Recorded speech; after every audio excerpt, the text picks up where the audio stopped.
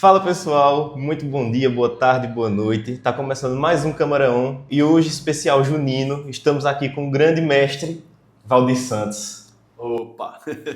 Seja bem-vindo. Muito obrigado. Rapaz, eu digo a todo mundo que eu sou um eterno aprendiz, Everton. E essa coisa de ser chamado de mestre, eu levei muito tempo para aceitar isso, viu? Levou tempo, Chicão, levou tempo. Porque é uma palavra muito bela, né? Muito forte, muito, né? Para se achar mestre, você tem que ter uma história bacana, assim. E eu só quando parei que fui olhar para minha história, e aí eu percebi que eu ensinei muita gente. Aí eu aceitei ser chamado de mestre com tranquilidade. Mas que bom, cara, que bom estar aqui com vocês. Adoro ver gente nova, assim, gente jovem e se propondo a fazer coisa boa, coisa com dignidade, coisa decente. Então, muito obrigado pelo convite para participar aqui com vocês. Eu te agradeço a presença. Vamos lá. E até chegar nesse lugar de se reconhecer como um mestre, muita coisa aconteceu, né? E como foi que começou? Everton, eu digo a todo mundo que minha história começa já desde o bucho de minha mãe, né? Mamãe foi radialista da Rádio Cultura nos anos 1960 e tocava sanfona, né? Segundo ela, tocava bem. Eu não era nascido ainda na época, mas segundo ela, tocava bem. Eu nunca vi minha mãe tocando sanfona, né? Já vi minha mãe tocando teclado, mas sanfona nunca vi. A gente até tentou, mas ela não quis, não. Não, acho que ela em algum momento deve ter tido algum trauma ali de ter que ter parado e não quis. Mas enfim, eu digo a todo mundo que vem daí, né? E tudo que eu tenho de arte na minha vida, toda construção artística, eu digo que foi minha mãe que me apresentou. Minha mãe levava para o cinema, minha mãe me levava para o teatro, minha mãe me trazia para as festas do comércio, né, para ver shows artísticos aqui. Então, a leitura em casa sempre foi uma coisa muito... Minha mãe era professora também. E eu tive ainda a sorte que poucos seres humanos têm de ter uma segunda mãe, que é uma prima de mamãe que me criou, um período da vida que foi necessário, né, eu ficar distante da minha mãe. E ela também professora. Então, a coisa de ler sempre foi muito presente em casa. E isso foi me instigando. É tanto que a poesia chegou primeiro na minha vida do que a música, na forma prática, né? A música desde sempre, mas eu primeiro comecei escrevendo poemas, poesias, alguns versinhos, né? Para as meninas que eu ficava apaixonado na época, para depois chegar a música, né? Mas o rádio tinha uma importância e tem uma importância fundamental na minha vida, porque era o grande veículo, né? Era onde a música chegava. A gente era muito pobre, mas o meu tio Luiz, irmão da minha mãe, ele saiu muito jovem pelo mundo para trabalhar e ele conseguia dar um suportezinho financeiro vez por outra. E o que a gente tinha na época de luxo, que era ter uma radiola, foi ele que deu. Uma televisão em casa, né, muitos anos depois, foi ele que deu, porque ao longo da vida a gente assistiu muito na janela da casa dos vizinhos, levando janelada na cara de vez em quando. Mas o rádio ele era muito presente na minha casa. Pela história de minha mãe, né, ela adorava e, e era o que a gente curtia em casa, né? Quando a gente não tinha televisão, era o rádio ligado 24 horas ali, né? Então, minha base, minha formação musical, ela vem toda da minha casa, da minha família. Para ir lá, já adolescente, eu já tinha 14 anos quando eu comecei a estudar o violão, que virou meu grande companheiro, né? E aí sim comecei aliando o que eu escrevia e comecei fazendo, arriscando ali os primeiros acordes e compondo, né? Foram meus primeiros passos, né? Meus primeiros passos foram por aí. E eu acho que foram passos rápidos, porque eu comecei tocando aos 14 e aí aos 18 eu já era músico profissional. Já estava tocando. Eu fui morar em Recife e na volta eu comecei a tocar com um artista aqui de Caruaru chamado Ezequias Rodrigues, um grande compositor, autor de músicas conhecidíssimas, famosas, tipo Sou feliz porque você voltou pra mim, uma andorinha só não faz verão, gravadas por Jorge de Altinho, e que eu acredito que as duas têm parceria de Jorge com Ezequias. E comecei tocando com ele. E foi esse cara que gravou o meu primeiro forró em 1989, né? Quando vocês nem sonhavam ainda em nascer, foi meu primeiro forró gravado, em 1989, Bom de Forró. E aí, dali para frente, a coisa foi uma sucessão, né? Porque eu acho engraçado quando todo mundo diz: você nasceu forrozeiro. Eu nasci em Caruaru e nasci numa família tradicionalmente forrozeira, porque o bairro onde eu nasci, na Rua Preta, a gente sempre viveu isso de uma forma muito, muito forte, né? Ajudar a construir as palhoças, né? As bandeirinhas e tal, colar com grude, que não tinha cola, era grude, né? Uma misturada que se fazia na época com maisena, e a gente ajudava. A comunidade era que fazia o São João, né? A festa era de rua. Então eu nasci disso. Mas a minha geração é uma geração de rock and roll, porque era a explosão do rock nacional nos anos 1980. Então eu nasci em 1970, eu tinha 14 anos, por ali 83, 84, quando houve a grande explosão do rock nacional. E eu era fascinado por aquilo. Quando eu morava em Recife, a minha banda era de pop rock, não era uma banda de forró, não, né? Mas os meninos que trabalham comigo, eles dizem: por isso que o teu forró tem um rock and roll danado, cara. E realmente dá pra ver que tem essa mistura de instrumentos que você gosta de fazer, né? Isso. Eu acho que... Eu não acredito em privilégio, sabe? Mas eu acho que a vida me propiciou momentos incríveis de conviver e de conhecer grandes mestres que me ajudaram demais. Me ajudaram muito a estruturar a minha vida, minha carreira musical, a forma de compor, a forma de tocar, né? Jacinto Silva foi o maior deles. Tornou-se um grande amigo, né? De sair da condição de fã para a condição de amigo de Jacinto Silva foi algo incrível na minha vida, né? Dominguinhos foi uma pessoa que me ensinou demais também, né? Heleno dos Oito Baixos, meu querido amigo Heleno dos Oito Baixos, Tavares da Gaita, Valmir Silva. Quando eu não era músico, eu achava que ia ser jogador de futebol, cara. Achava que ia ser jogador, eu jogava bem, viu, Chicão? Jogava bem. E aí eu achava, assim, tudo tendia para uma carreira futebolística, né? E eu parava os rachinhas que a gente tinha lá na Rua Preta, onde eu nasci, tinha muito campinho. E um desses campinhos era na frente da casa que Valmir Silva morava.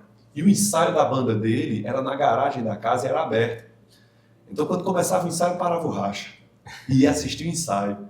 Veja a vida como dá voltas. O baixista que tocava na época que eu assisti os ensaios, muitos anos depois, virou baixista da minha banda, Domingos Acioli, e tornou-se um grande amigo também, né? Então, minha história é mais ou menos isso aí, né? Vem por essa... Todo esse miolo aí que eu fiz foi o que me forjou, é a minha base.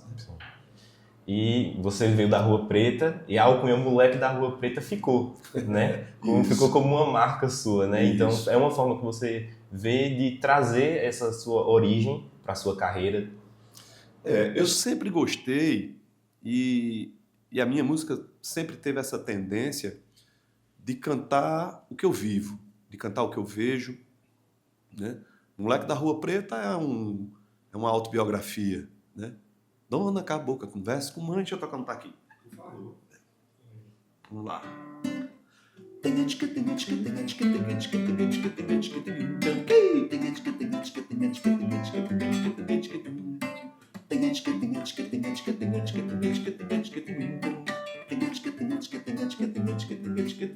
Sai pra lá, boi, eu não tenho medo de careta, sou moleque pintado com a tinta da Rua Preta.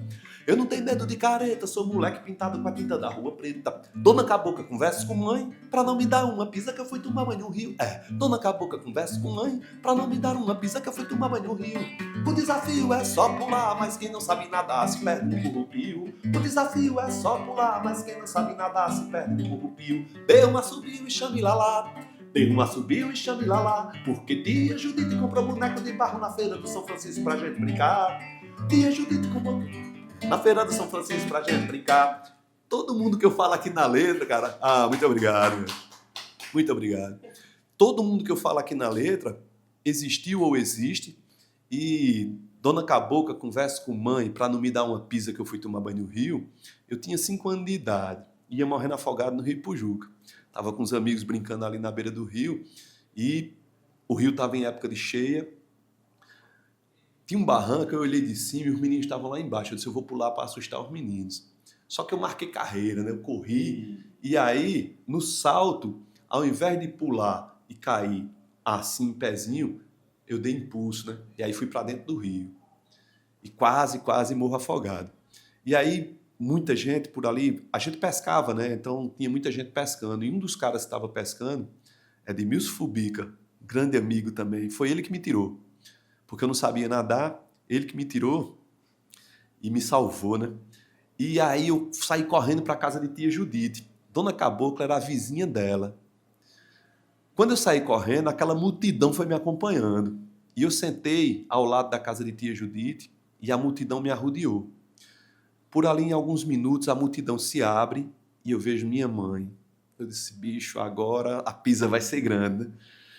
E aí, cara, eu fiz a leitura labial de Dona Cabocla. Ela chegou no ouvido de minha mãe e disse assim, não bata nele não, que ele está muito assustado. Foi quem me livrou de uma pisa grande. E aí eu trouxe isso para a música, né? Dona Cabocla, conversa com mãe para não me dar uma pisa que eu fui tomar banho no rio.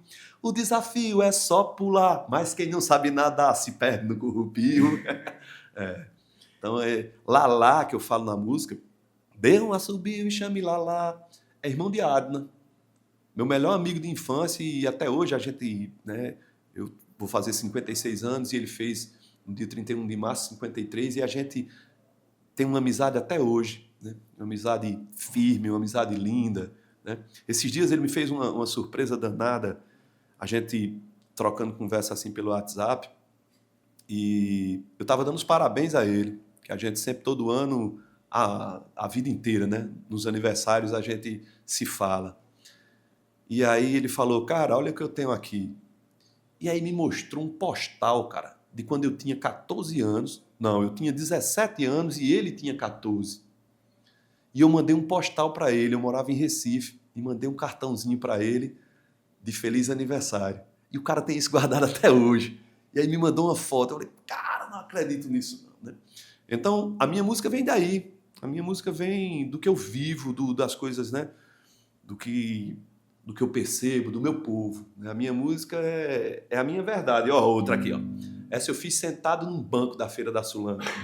Que hora é essa? Quase 2 da manhã. Que hora é essa? Quase 2 da manhã. Pra onde tu vais, Maria? Vou pra Feira da Sulanca. Pra onde vais, Maria? Vou pra Feira da Sulanca. Veja, essa música foi gravada há 26 anos. Ela tá no álbum É Bafunga do ano 2000. E talvez seja uma das minhas músicas mais pedidas nas rádios, né? Eu tenho vários amigos ainda nos meios, né, de locução, e vez por outra um tá me mandando, Aldir, ó, foi pedida hoje, né, nos programas de forró e tal, as pessoas pedindo Maria Sulanqueira, porque virou um hino, né? Virou um hino das Marias, das mulheres sulanqueiras, né? Tantas. E já cheguei em tantos shows de chegar alguém e falar para mim, olha, vai ter Maria Sulanqueira hoje? Eu disse, tem.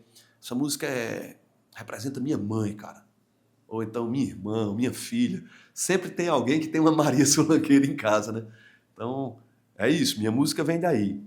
Essa música, inclusive, eu tenho um som analógico. E ele foi um dos principais elementos que eu me lembrei de trazer de Pesqueira pra cá. E ele pega a rádio. E vindo pra Caruaru, essa foi uma das primeiras músicas que eu escutei quando eu consegui sintonizar o som na rádio. Que coisa boa. Eu não esperava.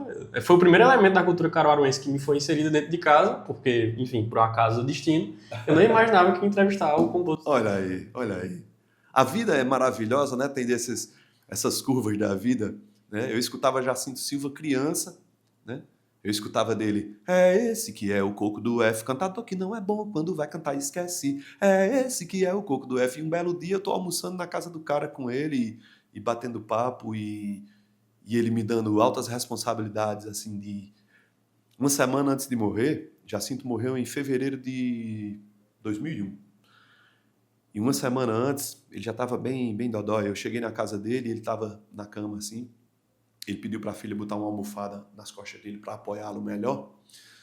E pediu que eu me aproximasse. Quando eu me aproximei dele, ele esticou a mão para apertar minha mão. Quando eu segurei na mão dele, cara, ele me puxou com toda a força da vida, me puxou para próximo dele, me olhou bem nos olhos e disse assim, você é muito importante para a nossa música. Se você não sabia disso, fique sabendo agora. E me empurrou de volta e apoiou-se e não deu mais uma palavra. E uma semana depois o velho desencarnou, faleceu. Então olha o tamanho da responsabilidade que ele jogou aí para mim. Uma vez me pediu uma música E a gente se encontrou em algum lugar que eu não lembro mais onde. E aí ele disse, quero que você faça uma música para o meu próximo disco. Eu disse, caramba, né? Um dos meus ídolos. Um dos meus ídolos me pedindo uma música. E eu disse, tá certo, tá certo. Aí ele apertou minha mão, se despediu, deu meia volta, aí deu 2 passos e voltou, olhou para mim e disse, outra coisa, eu não vou nem recomendar, porque a gente só recomenda a quem não sabe fazer. Eu disse, doido, cara, né? Os créditos que Jacinto me deu assim, ele era muito sábio, né? Ele apostou demais em mim, apostou muito, né? O último programa de televisão que ele participou foi o Forró Verso e Viola na TV Pernambuco, com Ivan Ferraz. Em um determinado momento da entrevista, Ivan Ferraz perguntou a ele pelas amizades na música. Ele disse, eu tenho 3 grandes amigos. O Baiano Xangai, que onde vai canta Jacinto Silva. Silvério Pessoa, da banda Cascabulho, em Recife. Na época, Silvério ainda era da banda Cascabulho. E um menino, Ivan, que Caruaru ainda vai ouvir falar muito no nome dele. Aí virou-se para a câmera, que estava para ele, e disse, Valdir Santos, meu irmão, um abraço de Jacinto Silva.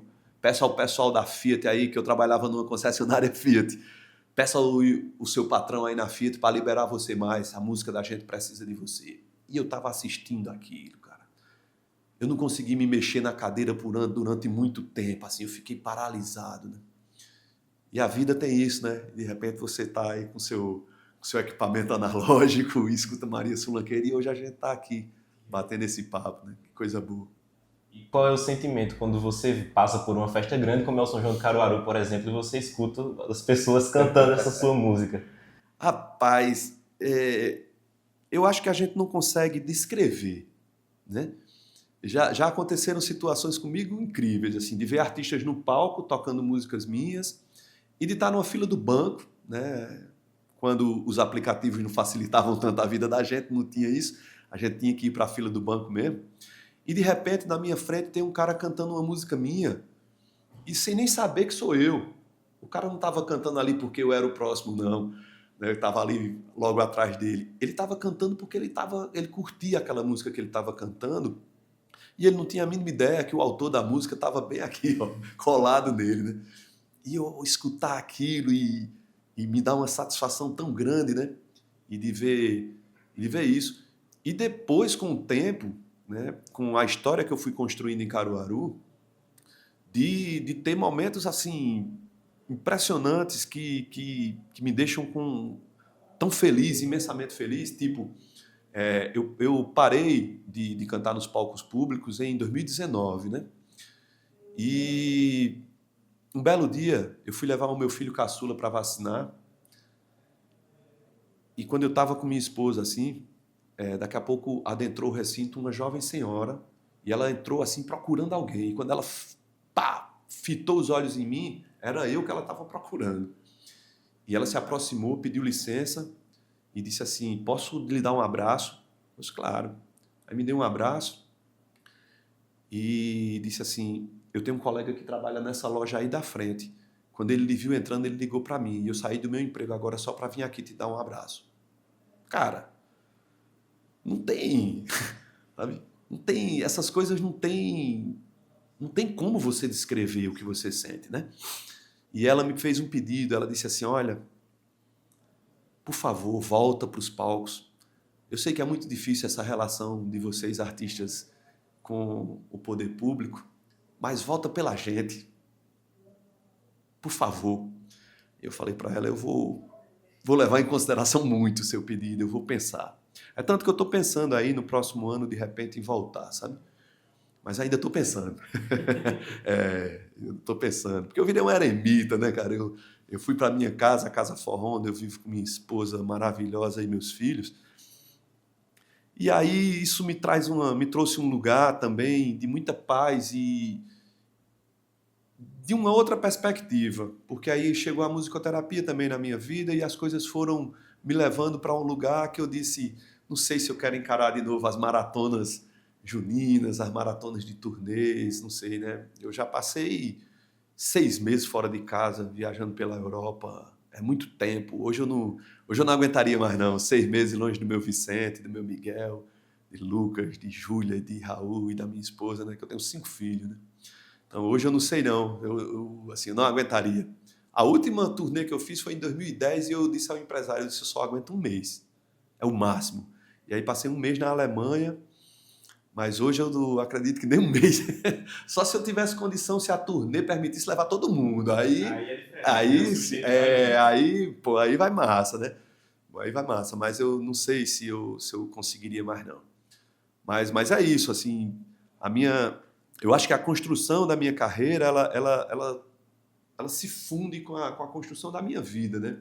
O ser humano Valdir e o artista Valdir, eles não estão dissociados, né? Eu não consigo. Eu escutei muito tempo na minha vida as pessoas dizerem assim: quando eu chego no meu trabalho, os meus problemas ficam da porta para fora. Eu não consigo, cara. Não consigo. O Valdir que eu sou em casa, eu sou o Valdir que está aqui com vocês nesse podcast, eu sou o Valdir que passou 17 anos na televisão e eu não consigo ser diferente. Eu sou o mesmo matuto velho da Rua Preta, né, e eu sou em qualquer lugar, do Forró de Sibiu ao Cité de la Musique em Paris, eu sou o mesmo. Então, eu acho que isso faz valer muito, né, da minha carreira e da minha música e do carinho que o povo tem comigo e com a minha música. E depois dessa pausa que você deu, vou considerar uma pausa, porque eu tenho esperança da volta. Mas depois dessa pausa, você sentiu essa saudade e sente que o povo ainda quer muito lhe ver, ele ficou como uma lenda da música? Rapaz, isso é muito massa você perguntar, Everton, porque ano passado eu já senti isso. Ano passado, né, desde 2019, eu vim sair de casa para ver alguma coisa ano passado. Eu saí de casa e aí fui ver o shows de alguns amigos. E aí, nos lugares onde eu passava com minha esposa, a fala era sempre essa. Você está voltando, vai fazer show esse ano e tal. E quando eu dizia não, inevitavelmente vinha o mesmo pedido da jovem senhora que falou comigo lá no centro lá de vacinação. Por favor, volta. Você está fazendo muita falta. Por favor, volta. E é lógico que eu levei todos esses pedidos, inclusive esse seu aí, vou levar em consideração aí essa esperança da volta, para me colocar nesse lugar, né? Eu precisei dessa pausa, eu vou considerar como pausa também. Eu precisei dessa pausa para me entender e para me relocar nesse mundo que virou o mundo artístico, né, dos últimos tempos, né, que ficou uma coisa muito louca, né? Então eu precisei me dar esse tempo para repensar minha música, para repensar minha vida, para repensar meu trabalho e para repensar se eu realmente quero essa volta, né? Eu estou indo feito criança que chega para brincar, estou indo de pouquinho em pouquinho, né? Em abril fiz um show e foi muito engraçado porque a banda que eu consegui reunir para fazer esse show em abril, a gente fez um show ali na rua João Condé, aberto, né, na rua, lá na Confraria do Sucata. A banda que eu reuni foi a mesma banda que tocou comigo em 2019. Foi a banda que a gente encerrou em 2019. Eu consegui reunir a rapaziada, estava todo mundo disponível e a gente foi tocar. E no ensaio, eu fui o último que cheguei. Quando eu cheguei, já estava todo mundo no ensaio. Todos já estavam no estúdio. Quando eu cheguei, que eu entrei, eles todos davam risadas, cara. Eles são todos muito jovens, né? Nenhum músico que toca comigo tem 40 anos de idade ainda. Os meninos têm 35, 37, né? 26 o sanfoneiro. E são músicos, exceto o sanfoneiro de 26, são músicos que tocam comigo há 20 anos. Né? Então, começaram a tocar comigo muito jovens, com 15 anos, 16. Né? E eles todos davam risadas de felicidade e um deles gritou, o véi voltou. E eu achei aquilo massa, né? Eu achei aquilo massa, porque a velhice é uma coisa que tem chegado para mim de uma forma muito gostosa, né? Eu digo aos meninos que envelhecer tem suas vantagens, né? Hoje eu sou muito mais manso, hoje eu consigo ver as coisas e pensar um pouco antes de agir. Quando eu era jovem, não, eu era impetuoso demais, né? E isso também me ajudou muito, mas em outras vezes me atrapalhou um bocado, né? Mas eu estou pensando assim, e seriamente, de uma volta. Não sei ainda como, assim, claramente está na minha cabeça que eu não consigo voltar para encarar tipo uma turnê junina, né? Fazia 15 shows, 20 shows, não consigo fisicamente, porque Hoje eu durmo cedo e me acordo muito cedo, então eu acho que não aguentaria. Eu faço show com os meninos quando é assim, tarde da noite, quando eu invento de fazer um show assim. No outro dia eu passo o dia inteiro dormindo, cara. Eu tô destruído, né? Então eu não vou, fisicamente eu acho que eu não consigo voltar para uma maratona de shows. Mas, assim, shows esporadicamente eu quero sim. Mesmo porque a gente tem lançado músicas novas, né? Esse ano vem com a trilogia, lançamos um EP em abril, outro em maio, agora em junho a gente lança o terceiro EP da trilogia, que vai culminar com um álbum. Eu tenho uma pergunta mais voltada para essas suas turnês na Europa, né? Turnês de 6 meses que o senhor chegou a mencionar? Em 2005, fiquei 6 meses na França. Era o ano do Brasil na França. Então, tudo lá foi um ano de arte brasileira, né? Cinema, música, teatro, tudo era Brasil. Veja, tem o Elementos Caruaruense, está até no seu nome, né? O menino na alcunha, né? O menino da Rua Preta. E eu fico pensando, será que eles conseguiram compreender de fato o peso das letras que tem tantas menções a Caruaru? Talvez eles não consigam ali mensurar. Mensurar, carregar, entender todo o peso das referências. Eles chegavam a questionar, a perguntar, tinha rodas de conversa, tinha esse interesse? Tinha. Eu sempre curti muito as turnês que eu fiz, porque não era só música e entretenimento, né? Sempre eu fui convidado para, por exemplo, o primeiro ano que eu fui para a França, eu fui convidado para uma roda de conversa com os estudantes do Conservatório de Paris.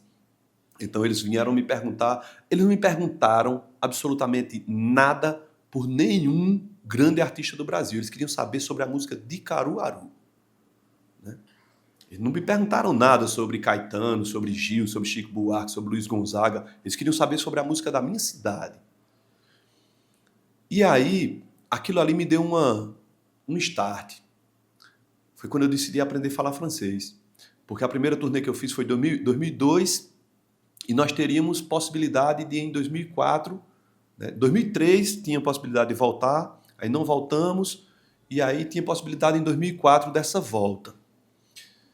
E aí eu disse, como é que eu vou dizer ao povo o que é uma bafunga? Como é que eles vão entender o que é uma bafunga, né?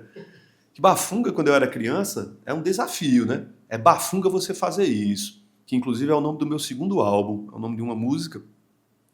E bafunga, quando a gente lançava esse desafio, quem lançava tinha que fazer primeiro para mostrar aos outros que era possível.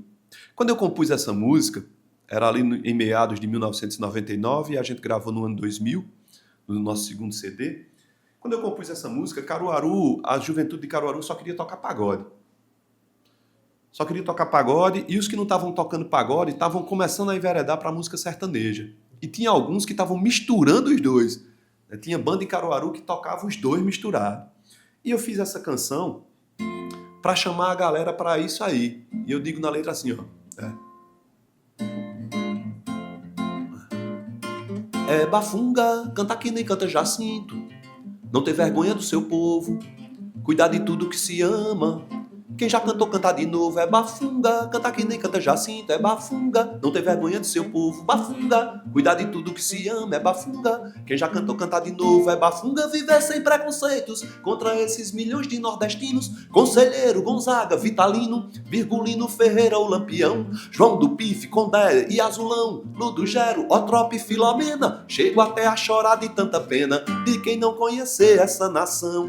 Como era que eu ia falar dessa nação, né, se eu não sabia falar o idioma dos caras? E como a França foi o primeiro país que me levou, e a associação de lá que me levou, eles tinham um compromisso com a cultura muito grande.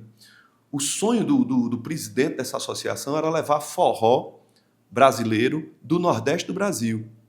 Ele era fã, ainda que ele é vivo, né, fã de caju e castanha. Tinha um trabalho lá de pandeiro, tipo emboladores, só que eles usavam recursos eletrônicos e tal, mas que foi fundamentado na obra de Caju e Castanha. E era uma dupla chamada Fabulous Troubadour, os fabulosos trovadores, né? E Claude Sicre, que é esse cara, ele, quando veio ao Brasil, ele veio e conheceu o Nordeste, ele conheceu Jorge Amado e tal, e conheceu, tanto que ele tem uma filha que se chama Flora, na verdade a pronúncia é Flora, mas Flore, escrita em occitano, que é a língua que se falava no sul e sudeste da França, que não se falava francês, é uma coisa muito próxima do Nordeste, é um negócio incrível. E ele batizou a filha dele em homenagem ao romance Dona Flor e seus 2 maridos. Então, Flor, Flore, que é Flore em occitano, né? E ele é amigo de Jorge Amado e começou a conhecer muita coisa do Nordeste, apaixonado pelo Nordeste. Levei uma viola de repentista para ele, de presente, ele ficou louco e tal. E esse cara, o sonho dele era levar forró do Brasil para fazer uma festa em Toulouse, que é a cidade dele, uma festa de forró. Mas ele não queria forró de São Paulo e forró do Rio de Janeiro, ele queria forró do Nordeste do Brasil. Ele conheceu um disco, que foi um disco indicado ao Grammy norte-americano em 1991. É um disco que tem Helena dos Oito Baixos, Duda da Passira, Zé Orlando e Toninho de Alagoas. E esse disco vendeu milhões. E os caras foram indicados ao Grammy norte-americano, o Grammy da música norte-americana. Esses caras viraram matéria nacional, internacional e tal. E Claude conheceu esse disco. Na Inglaterra, esse disco foi lançado como música brasileira para empregadas domésticas e taxistas. Era o título do disco. E nos Estados Unidos era Forró Brasil. Ele conheceu esse disco e uma das músicas de Helena dos Oito Baixos, instrumental, uma música chamada Começo de Verão, Claude escreveu um texto para essa música, chamando Chaperché, brincadeira de esconde-esconde do gato, Chaperché, e ele fez um texto, os textos dele são maravilhosos, extremamente politizados, e são textos incríveis. E aí um cara de São Paulo estava lá e ele disse, olha, eu queria muito descobrir onde mora Helena dos Oito Baixos, porque eu fiz essa música e eu queria oficializar essa parceria, eu queria registrar essa música como parceria com ele e tal, de uma versão que eu fiz aqui. Pá.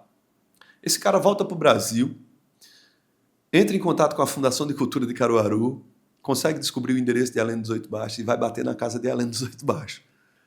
Um belo dia, Helena dos Oito Baixos me liga e diz assim, Valdir Santos, quando você sair do trabalho, você podia vir aqui em casa?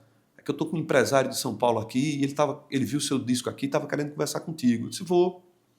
E cheguei na casa de Helena dos Oito Baixos, o cara começou conversando comigo e falou da minha música. A gente não conversa feita, eu estou aqui com vocês. Eu não tinha a mínima ideia do que era. E aí ele olhou para Helena e disse, esse é o cara. Aí eu ri e quis saber, né? Esse é o cara para quê, o quê? Ele disse, aí foi quando ele me falou da primeira turnê que ele estava organizando, 70 dias na França, e queria que eu fosse junto com a Helena. E quando ele contou toda a história, eu falei, cara, eu tenho que ir, velho. E fui. E aí, bicho, eu me identifiquei com uma cultura muito semelhante com a cultura nordestina. A cultura do sudeste da França, dos pastores dos Montes Pirineus, sabe? Os bailes museta. Claude Sicre é um intelectual e ele me apresentou discos raros, me mostrou, disse, o que você acha disso? E a Occitania, ela é uma faixa que vai de Portugal, do norte de Portugal, entra pela Espanha, França e Itália. Na Espanha, a região da Catalunha, né, que há uma resistência de não se falar espanhol, se falar catalão. E na França tem isso no sul e sudeste. Ainda tem escolas que ensinam occitano, que era a língua de origem. E aí muita identidade com a coisa nordestina, né? E isso tudo, esse carnaval todo, esse caldeirão todo de coisas, me levou a buscar aprender o idioma dos caras para poder dizer a eles, bafunga é um desafio, então é isso aqui. E o pouco do francês que eu aprendi, porque eu nunca fui numa escola, eu aprendi lá, nas turnês, no osso duro, porque uma turnê da gente, nós éramos 5 brasileiros e 6 franceses, a equipe. Aí tem um pequeno detalhe aí. Os 5 brasileiros não falavam francês, eu e os outros 4 colegas, e os 6 franceses não falavam português. E aí eu falei na reunião, primeira reunião, 2 dias antes do primeiro show, eu falei, Anne Brunel era a produtora, eu disse, Anne, só uma pergunta, ela falava um pouquinho de português. Eu disse, tá tudo certo, mas como é que vai ser a comunicação aqui? A gente precisa de alguém que seja intérprete. Como é que vai ser? Ela disse, vai ser muito bom para você, você já está falando um pouquinho de francês e você vai ser essa ponte para os 2 países. E ela estava cheia de razão. Em um determinado momento, os franceses chegavam perto de mim e me perguntavam, Valdir, como je peux parler ça? E me perguntavam como era que podia falar isso, como era que, em português, como era que eles falavam com os outros músicos. E eu ensinava a eles o português. E de repente eu pedi a eles para me ensinar também. Tinha um técnico de som, Voisin, que é vizinho, né? O apelido dele era Vizinho. Ele me ensinou muito.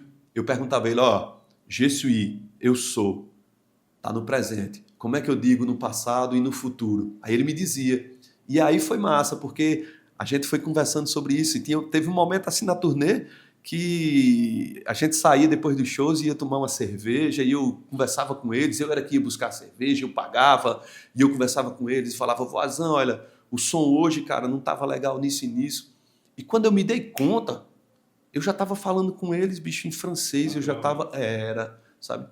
Então, eu acho que foi isso, Chicão. Assim, eu tentei, né, aprender o idioma para levar o máximo possível de proximidade do que era a coisa do meu lugar, né?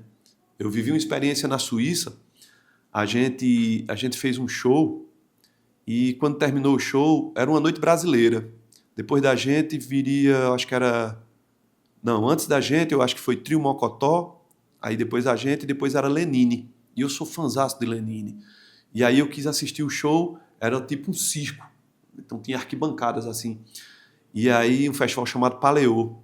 Eu desci, saí dos bastidores e fui para a plateia. Eu quis assistir lá o show dele de frente. Porque uma noite antes a gente tinha tocado juntos na Alemanha, só que o contrário, Lenine tinha aberto a noite e a gente encerrado, e eu tinha assistido o show dele de cima do palco. Eu disse, quero ver o show agora, né, da plateia. E quando eu me sentei, se aproximou de mim um casal e a moça falou comigo em português. E ela disse, Valdir Santos, né? Eu disse, sim. Ela disse, de novo o abraço. A coisa do abraço é uma coisa interessante na minha vida. Ela disse, posso lhe dar um abraço? Eu disse, pode. Ela me abraçou e começou a chorar, cara. Começou a chorar, assim, copiosamente.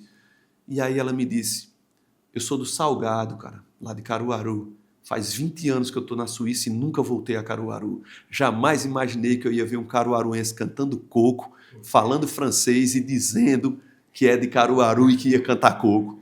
E foi massa, né? Foi massa porque tinha isso. Tinha os brasileiros, muitos que moram lá, feito essa moça, por exemplo, há 20 anos e daqui do bairro do Salgado e nunca tinha voltado a Caruaru. Então tinha os brasileiros que já falavam o idioma de lá e que me entendiam. E às vezes eu falava em português também, tinha né, os brasileiros que estavam por ali e os estrangeiros que falavam ou que entendiam português também. Então eu sempre busquei. E quando não era possível, eu sempre pedi para ter um intérprete que conhecesse um pouco mais o português. E eu conversava muito antes, né, com o intérprete, a gente fazia um bate-papo para, na hora do momento de interpretar, ela conseguir aproximar o máximo possível o que era verdadeiramente da Rua Preta, para eles terem pelo menos uma ideia do que era que eu estava falando, né? Então eu sempre tive essa preocupação de chegar, porque a primeira turnê foi muito engraçada. Tinha coisas que eu falava e a intérprete, que era uma francesa, ela parava e olhava para mim e fazia, não dá. Ela não conseguia encontrar no idioma francês algo que ela conseguisse explicar. Exatamente, não dava, não conseguia chegar, né? Então aí ela olhava para mim e fazia, tenta mudar aí para, né? Então foi isso. Eu acho que querer estar perto, próximo do idioma. Por que o francês? Por que não o inglês, né? Não sei, cara. Eu aprendi a falar francês de uma forma muito natural. Até estudei inglês e não consegui, não falo nada de inglês, assim. Minha filha disse, pô, pai, o senhor falava tão bem, a sua audição era muito boa, a sua escrita muito boa, porque o senhor não continuou? Eu disse, sei não, tem alguma trava aí com o idioma, não consegui, né? E na turnê da Alemanha, aí pronto, diga-se aí que o alemão é uma língua bem mais complexa, né? Então tinha que ter, aí era uma brasileira que estava com a gente e fazia as traduções. O Cabo da Vassoura, diga aí, essa música é uma adaptação de Jacinto Silva.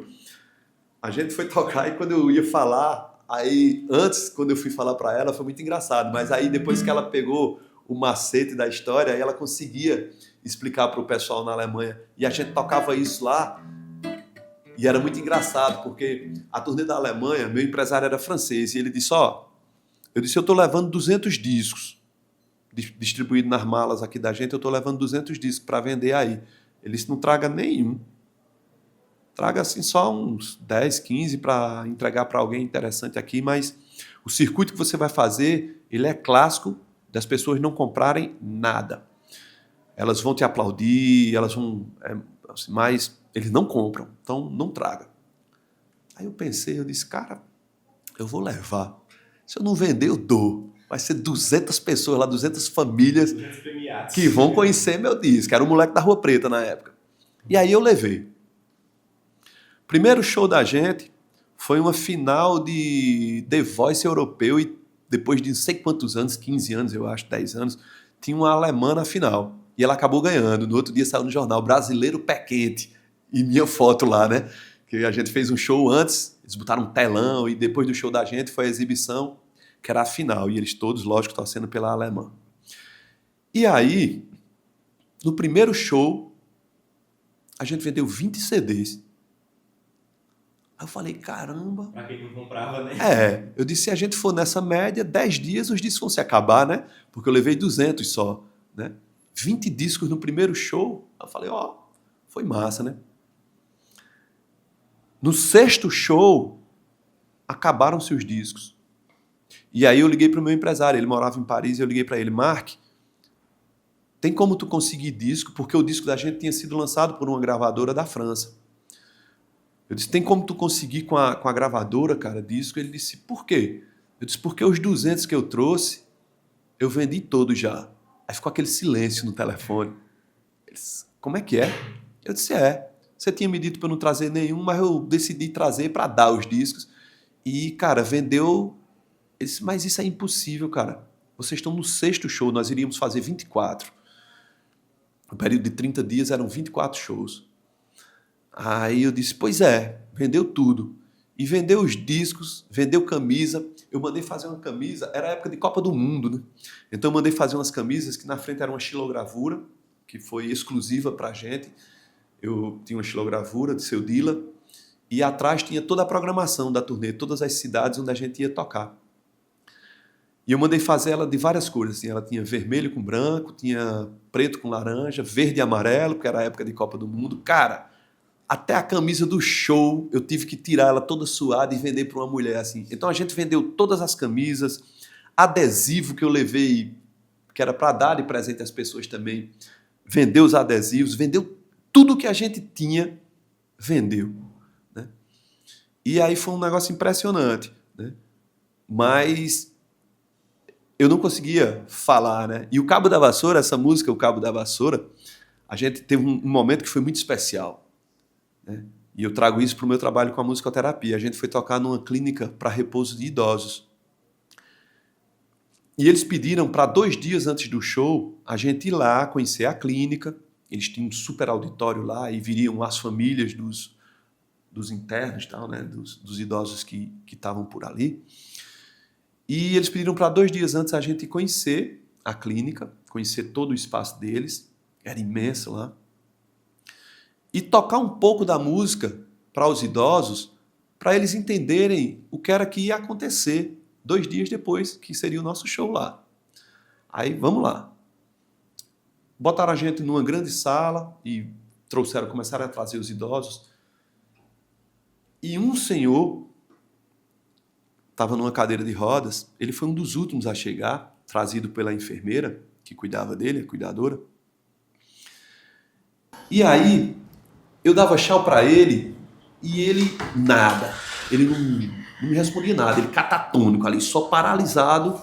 Eu acho que ela colocou ele bem de frente, assim com a gente, né, estrategicamente, mas ele nem piscava os olhos. E aí, cara, tinha uma outra senhora que estava numa cadeira de rodas também, a gente distribuiu pequenos instrumentos, chocalhinho, agogô, distribuiu com eles, para eles tocarem junto com a gente. E a gente foi tocar exatamente essa música. E eu falei para eles, olha, a tradutora, a intérprete falava para eles, né? Eu vou falar essa palavra e vocês vão dizer essa. Aí eles diziam em alemão, né? Eu dizia, não, em português. Aí eles riam. Mas aí eles conseguiam cantar em português, né? Porque era muito simples. Eu dizia, adaptação de Jacinto Silva, isso é uma música de domínio público. A adaptação dele, o Cabo da Vassoura. Eu fazia, o cabo da vassoura cai. Aí eles tinham que responder, deixa cair. O cabo da vassoura cai, Dona Lili. Eles tinham que dizer só isso, deixe cair e Dona Lili, só isso, né? E aí a gente foi na tentativa, eles rindo, porque era muito engraçado, eles não conseguiam dizer direito e foi muito bom. E aí, em um determinado momento, quando a gente tava lá, o cabo da vassoura cai, deixa cair, o cabo da vassoura cai, Dona Lili. A senhorinha tava tocando com agogô. E aí o senhorzinho do lado dela era esse que eu falei, né, que tava paralisado lá. Cara, ele começou a mover o braço. E aí a enfermeira que tava com ele saiu da sala correndo e chorando. E eu fiquei sem entender, né? Eu e todo mundo que estava ali, assim, os músicos e a intérprete que era a nossa produtora, né? Que eles chamam de tour manager. A gente ficou sem entender. E quando ela voltou com um grupo de enfermeiras. E elas todas, assim, em estado de graça, sabe? E ele movimentando o braço e daqui a pouco ele começou a balbuciar. Aí foi uma comoção geral. Quando a gente terminou, aí é que eu fiquei sabendo o que era que estava acontecendo. O diretor da clínica e a diretora, que era a esposa dele, nos chamaram e nos disseram o seguinte: olha, há mais de 5 anos ele não diz uma palavra. Ele era um ex-combatente da Segunda Guerra Mundial, estava lá, né, naquela clínica, e há mais de 5 anos ele não fazia um movimento e não dizia uma palavra. E ele resolveu se movimentar e balbuciar com a música de Jacinto Silva. Né? Então, essas coisas, elas ficam marcadas assim na vida. Né? Eu tenho vontade de escrever, não um livro, mas eu tenho vontade de escrever relatos, assim, tipo um caderno, né? Com relatos de coisas que passei.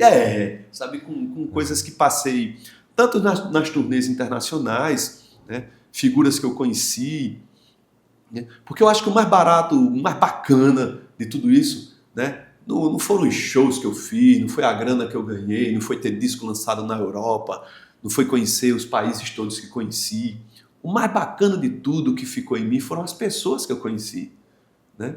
Eu conheci figuras incríveis. Né? Eu conheci um cantor da Ilha da Reunião, que fica pertinho de Madagascar. A gente fez um show junto em Paris, na mesma noite. Né? Ele abriu a noite e... Não, ele foi o do meio. Uma cantora africana. Era um festival de música africana que tinha como temática levar artistas de outros lugares do mundo. Uhum. E eu fui o primeiro brasileiro a participar desse festival, convidado por um sanfoneiro da Ilha da Reunião também. E aí na noite, uma cantora chamada Nathalie Natiembe fez a abertura. Depois esse cara da Ilha da Reunião chamado Daniel Warro, ele é albino, e a voz negra, né, aquela voz africana, que a gente identifica a um negro, e ele é albino. E eu conheci primeiro a música de Daniel, em 2004, para depois conhecê-lo pessoalmente em 2005. Foi muito engraçado o encontro com ele, porque a produtora do evento disse assim: Valdir, ela estava numa reunião com a gente, disse: Valdir, só um instante que eu preciso dizer uma coisa a Daniel. E quando eu me virei, que eu olhei, aí eu perguntei a ela: é Daniel Warro? Ela disse: você conhece? Eu disse: ele não, eu conheço a música. E aí ela chamou ele para próximo. E aí eu falei para ele, né, em francês, eu disse a ele: Daniel, que honra te conhecer, porque ano passado a gente viajou a turnê inteira, foram 120 dias, e muito desses dias a gente escutou a tua música dentro da van. E ele olhou para mim e falou: como vocês sobreviveram? E aí a gente começou a conversar, cara. E ele me presenteou com um instrumento tradicional de lá chamado caiambe, que originalmente era feito por escravos etíopes e chegou na Ilha da Reunião e eles passaram a fazer. Era um instrumento, a estrutura do instrumento é de madeira, uma gradezinha de madeira, e dentro sementes. E ele é fechado com talo da cana-de-açúcar, porque na Ilha da Reunião eles produzem muita cana-de-açúcar.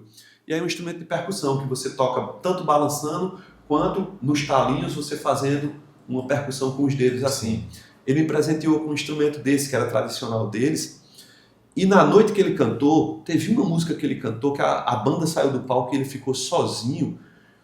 E ele declamava um poema, que era a história de um filho que vai para a guerra, e era um diálogo dele com a mãe. E ele primeiro declama um poema e depois ele canta, só a voz do cara. Cara, foi eu e o teatro inteiro abaixo de lágrimas, velho. abaixo, assim, todo mundo chorando. E eu acho ali que não era nem tanto o texto, era a voz forte de Daniel e como ela chegava como uma flecha, assim, tá, sabe? Em mim, pelo menos, foi essa sensação. E essas figuras ficaram no meu imaginário e na minha vida até hoje. Né? Eu não conto histórias sobre o aeroporto da Holanda, sobre o aeroporto de Barcelona, sobre o aeroporto de Paris, sobre o aeroporto de Oslo, enfim, sobre o festival imenso na Dinamarca. Não. As minhas histórias, elas são sempre pautadas pelas pessoas. Né? Regis Guizavot, um sanfoneiro da Ilha da Reunião, quando ele esteve no Brasil, o Lenine organizou um evento em São Paulo e botou ele e Dominguinhos na mesma música. E eles tinham muita semelhança, né? Cabelinho cacheado, morenos os dois, e eles riam e brincavam, né, para saber o pai de quem passou por onde, né? Será que foi o pai de Dominguinhos que foi para Madagascar ou o pai de Regis Guizavot que veio para Garanhuns, e aquela brincadeira toda? Eu estava na Bélgica e conversando com um cara que hospedou a gente, um português chamado Vitor, e falei sobre Regis Guizavot. Ele falou, olha, Valdir, que coincidência, ele está hoje aqui, ele vai fazer um show aqui. Eu disse, aqui? Ele disse, é bem pertinho aqui de casa, dá para ir andando, inclusive, vamos lá? Eu disse, cara, claro que vamos. E fomos assistir. Era um palco bem pequenininho, que me lembrou muito um palco que rolava aqui na Feira de Artesanato há muitos anos, né, nos anos 80, que era um palco chamado Teatrinho Madeleine. Era um palco todo de madeira, e Ivan Bulhões, meu professor Ivan Bulhões, era quem apresentava, e aí os artistas, muitos artistas de Caruaru, sobretudo os de forró, tocavam lá. E me lembrou muito o Teatrinho Madeleine. E tava o show de Regis Guizavot, só ele e um baterista tocando. Cara, a sanfona dele parecia que tinha uns 4 músicos tocando. O baixo dele, eu fiquei procurando o baixista. Onde é que tá o baixista, cara? Porque parecia um baixo semiacústico, não um contrabaixo. Pum, pum, pum, pum, pum. E quando eu prestei atenção na mão dele, é que eu saquei que o baixista era ele mesmo. Quando terminou o show, fomos eu e o sanfoneiro André Julião, que hoje toca com Alceu Valença. Fomos eu e André Julião falar com ele. André disse, Valdir, pergunta a ele como é essa eletrificação. Cara, aqui eu fiquei doido aqui agora. Quando ele foi descendo do palco, eu me apresentei, né? E disse a ele que, em francês, eu falei para ele que era músico brasileiro de Caruaru, uma cidade a 130 quilômetros do Recife. Antes de me dar boa noite, antes de dizer bonsoir, ele disse Dominguinhos. O boa noite dele foi Dominguinhos. Então, né, essas histórias, elas me fascinam. Então, de vez em quando eu fico pensando, eu podia escrever um caderno, um diário sobre essas minhas histórias das viagens. Né? Conheci tanta gente bacana, tanta gente boa. Né? E você saiu pelo mundo levando o nome de Caruaru, né? Porque se você chegar na Bélgica e se lembrarem de Dominguinhos por você, você está representando não só Caruaru, mas todo o estado de Pernambuco. Né? Pois é. Né? E assim, Claude Cicle com caju e castanha, né? A história de montar um trabalho fundamentado na música e no estilo de caju e castanha, de emboladores de coco. Né? E eu conheci muita gente, eu conheci músicos do norte da África, né? Do Líbano, da Argélia, que quando a gente se encontrava e que começava a tocar, eles olhavam para mim assim como quem diz, opa. Teve uma história engraçada num restaurante argelino, quando eu fui chegando, aí tinha uma picapezinha dessas baú, né? Como eu fui da Fiat, eu vou dizer uma Fiorino. Tava assim parado, e o cara tava descarregando frutas e hortaliças e tal. E eu falei com ele em francês se eu podia ajudá-lo. Aí ele olhou para mim e disse que sim, aceitou a ajuda. E eu ajudei ele a descarregar o carro. A dona do restaurante, Carrimã, uma argelina que nos abrigou lá. A gente ficava no 2º andar, era um apartamento que ela cedeu para a gente ficar hospedado, e o restaurante era no 1º andar. Então a gente fazia as refeições no restaurante dela, que era maravilhoso. A culinária é muito semelhante com a nossa, cara. E aí ela me apresentou ao cara, né? Que até ali a gente não tinha sido apresentado, eu só me propus a ajudá-lo, ele aceitou a ajuda e eu fui subindo os caixotes de hortaliças com ele. Aí ela me apresentou a ele, disse, Valdir é músico brasileiro. Aí ele olhou pra mim e disse, brasileiro? Ele não acreditou que eu era brasileiro, cara. A minha fisionomia, os olhos dele se assemelham muito ao formato dos meus olhos, o formato da cabeça se assemelha muito. Então ele não acreditava que eu era brasileiro, ele achava que eu estava ali clandestino e que dizia que era brasileiro para não ter treta, né? Para Porque tinha muitos morando na França assim, né? Muitos, marroquinos, argelinos, egípcios, tinha muitos vivendo clandestinamente na França. Então eles tinham medo de serem descobertos e, né, ter que voltar, né? Exatamente. E aí ele não acreditava que eu era brasileiro. Ele acreditava que eu era uma farsa. Né? Então, eu conheci muitos que quando a gente tinha momentos de tocar juntos assim, quando eu vi os instrumentos do cara, eu vi um libanês tocando com uma zabumba que não era uma zabumba, né? Era um instrumento dele, um tambor. Ele tocava com ela assim, feito um fuzileiro de banda marcial, só que ele usava uma maceta, a baqueta de cima da zabumba, e um bacalhau do lado de cá, uma baqueta mais fina. Não era um bacalhau feito de bambu, feito a gente usa, ou sintético, como hoje a galera usa, mas a ideia era a mesma, né? Só bastava fazer isso, tchum, e virar para cá, e era uma zabumba, né? O único instrumento que eu não vi por lá os caras tocando era triângulo, mas eles usavam outros instrumentos agudos que no distribuir ali da coisa, né, davam uma sonoridade, e eles me olhavam, quando eles escutavam minha música, eles me olhavam com uma semelhança muito grande, né? Era como tanto eu me reconhecia na música dos caras, como eles se reconheciam na minha música, né? Então eu acho que tem muito disso. A música africana, a música do norte africano, tem muito, sabe? Talvez trazida pelos mouros, pelos árabes que vieram para cá, sei lá, só Jesus sabe, né? E eu me identificava muito com isso. Tem uma história, Alberto e Chicão, tem uma história com a Helena dos Oito Baixos, na primeira turnê, que foi muito linda. Eu vou contar agora para vocês. O primeiro show da gente, numa cidade chamada Colomiers, a 5 km de Toulouse. O primeiro show quebrou uma nota da sanfona de Helena dos Oito Baixos. E aí Rita Macedo, filha de Osmar Macedo, do trio elétrico de Armandinho, do Osmar, irmã de Armandinho, mora lá em Toulouse, toca sanfona, e estava lá. E falou, não se preocupa não. Segunda-feira o show era no sábado, ela disse, segunda-feira a gente leva, eu tenho um grande amigo aqui que é luthier, e ele conserta rapidinho tua sanfona, para ficar tranquilo. E na segunda-feira ela passou lá, a gente ficou esperando ela no escritório da associação que nos levou, e a gente foi. Eu fui carregando a sanfona de Helena, porque a Helena tem um problema seríssimo de coluna, então era uma distânciazinha considerável. Eu fui como carregador de sanfona, né, o hold dele. E a gente foi conversando ali e tal, e chegamos no ateliê do cara. Rita falando com ele, nessa época eu ainda não falava nada de francês, só bonjour, bonsoir, merci beaucoup, essas coisinhas assim. E aí, ela disse a nota que tinha quebrado, era um ré, não vou esquecer dessa nota nunca. Ela disse a ele a nota que tinha quebrado, e o cara foi conversando aqui e desmontou a sanfona de Helena, pegou na prateleira dele, pegou uma nota, não sei se você já viu uma sanfona aberta alguma vez na vida. Não. A nota, ela chama de chapim.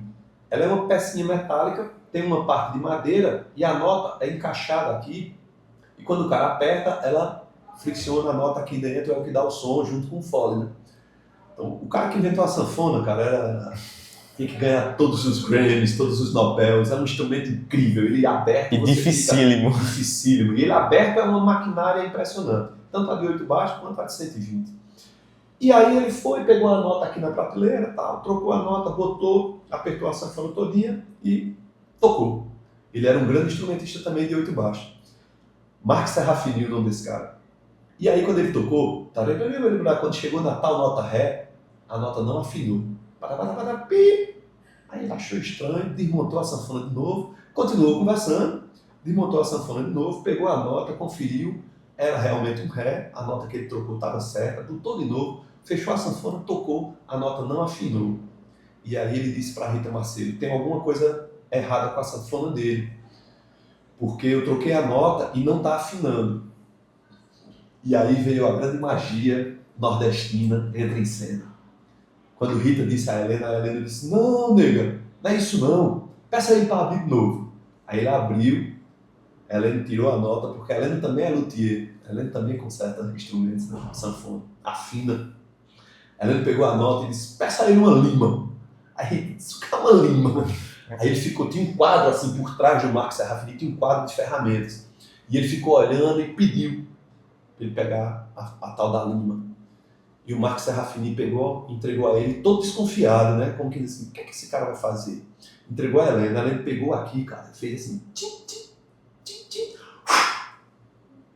tim, tim, tim, tim. Pronto, nego, pode botar agora. Quando o cara botou a nota, e o cara ficou rindo, né? Como que ele disse, oxi, meu irmão, você é doido, né? Quando o cara botou a nota, cara, que tocou, aí ele deu uma risadinha assim, disse, não. Botou a sanfona e disse, vamos tomar um café, vocês só saem daqui quando ele me ensinar isso. Cara, era uma técnica que a Helena aprendeu com um outro sanfoneiro de 8 baixos chamado Manuel Maurício. E aí, Helena aprendeu isso com o Manuel Maurício, sanfoneiro que morou muitos anos em Caruaru e que depois foi para Belo Jardim, finalizou o tempo dele de vida lá em Belo Jardim, né? E quem é que ensinou isso a esses caras, bicho? A sanfona de 8 baixos que se toca no Nordeste, ela é completamente diferente da sanfona que se toca no sul do país. No sul, eles tocam do jeitinho que ela vem de fábrica, com a afinação Sol, Dó. Aqui no Nordeste, talvez por uma necessidade de... Porque a sanfona de 8 baixos ela é limitada, né? A que vem, a original de fábrica, o que eles chamam de sanfona diatônica. Na França, eles não chamam de sanfona de 8 baixos, eles chamam acordeon diatonique. Então, é um acordeon diatônico. Ela é limitada, ela não consegue tocar em todos os tons. Tem tom que não vai para ela porque falta nota. Possivelmente por uma necessidade de ganhar dinheiro, o sanfoneiro de 8 baixos do Nordeste disse assim, cara, eu preciso inventar uma forma de botar sustenidos nessa sanfona que só tem notas naturais. E aí, de onde é que veio isso? Quem é que explica isso? E a Helena foi e ensinou a técnica lá para o Marc Serafini. Esse cara é tão grato a Helena, e nos tornamos todos amigos, e um dia a gente foi almoçar na casa de Marc, e eu disse, Marc, quanto seria para você fazer um acordeão para a Helena? Porque lá, ele é um dos caras que, assim, se você quiser uma sanfona dele, um acordeão de 8 baixos, você tem que pagar agora e espera 2 anos. É uma fila de espera de 2 anos para a entrega de sanfona de tanta gente que quer acordeão do cara, porque ele é maravilhoso, sabe? Os acordeões dele, sanfona de 8 baixos dele, são coisas lindas, assim, maravilhosas, todo de madeira. E ele falou, Valdir, não me pergunta isso não, cara. Como é que eu vou cobrar para fazer uma sanfona para a Helena? Se ele fosse me cobrar o que ele me ensinou, eu não teria dinheiro para pagar, não.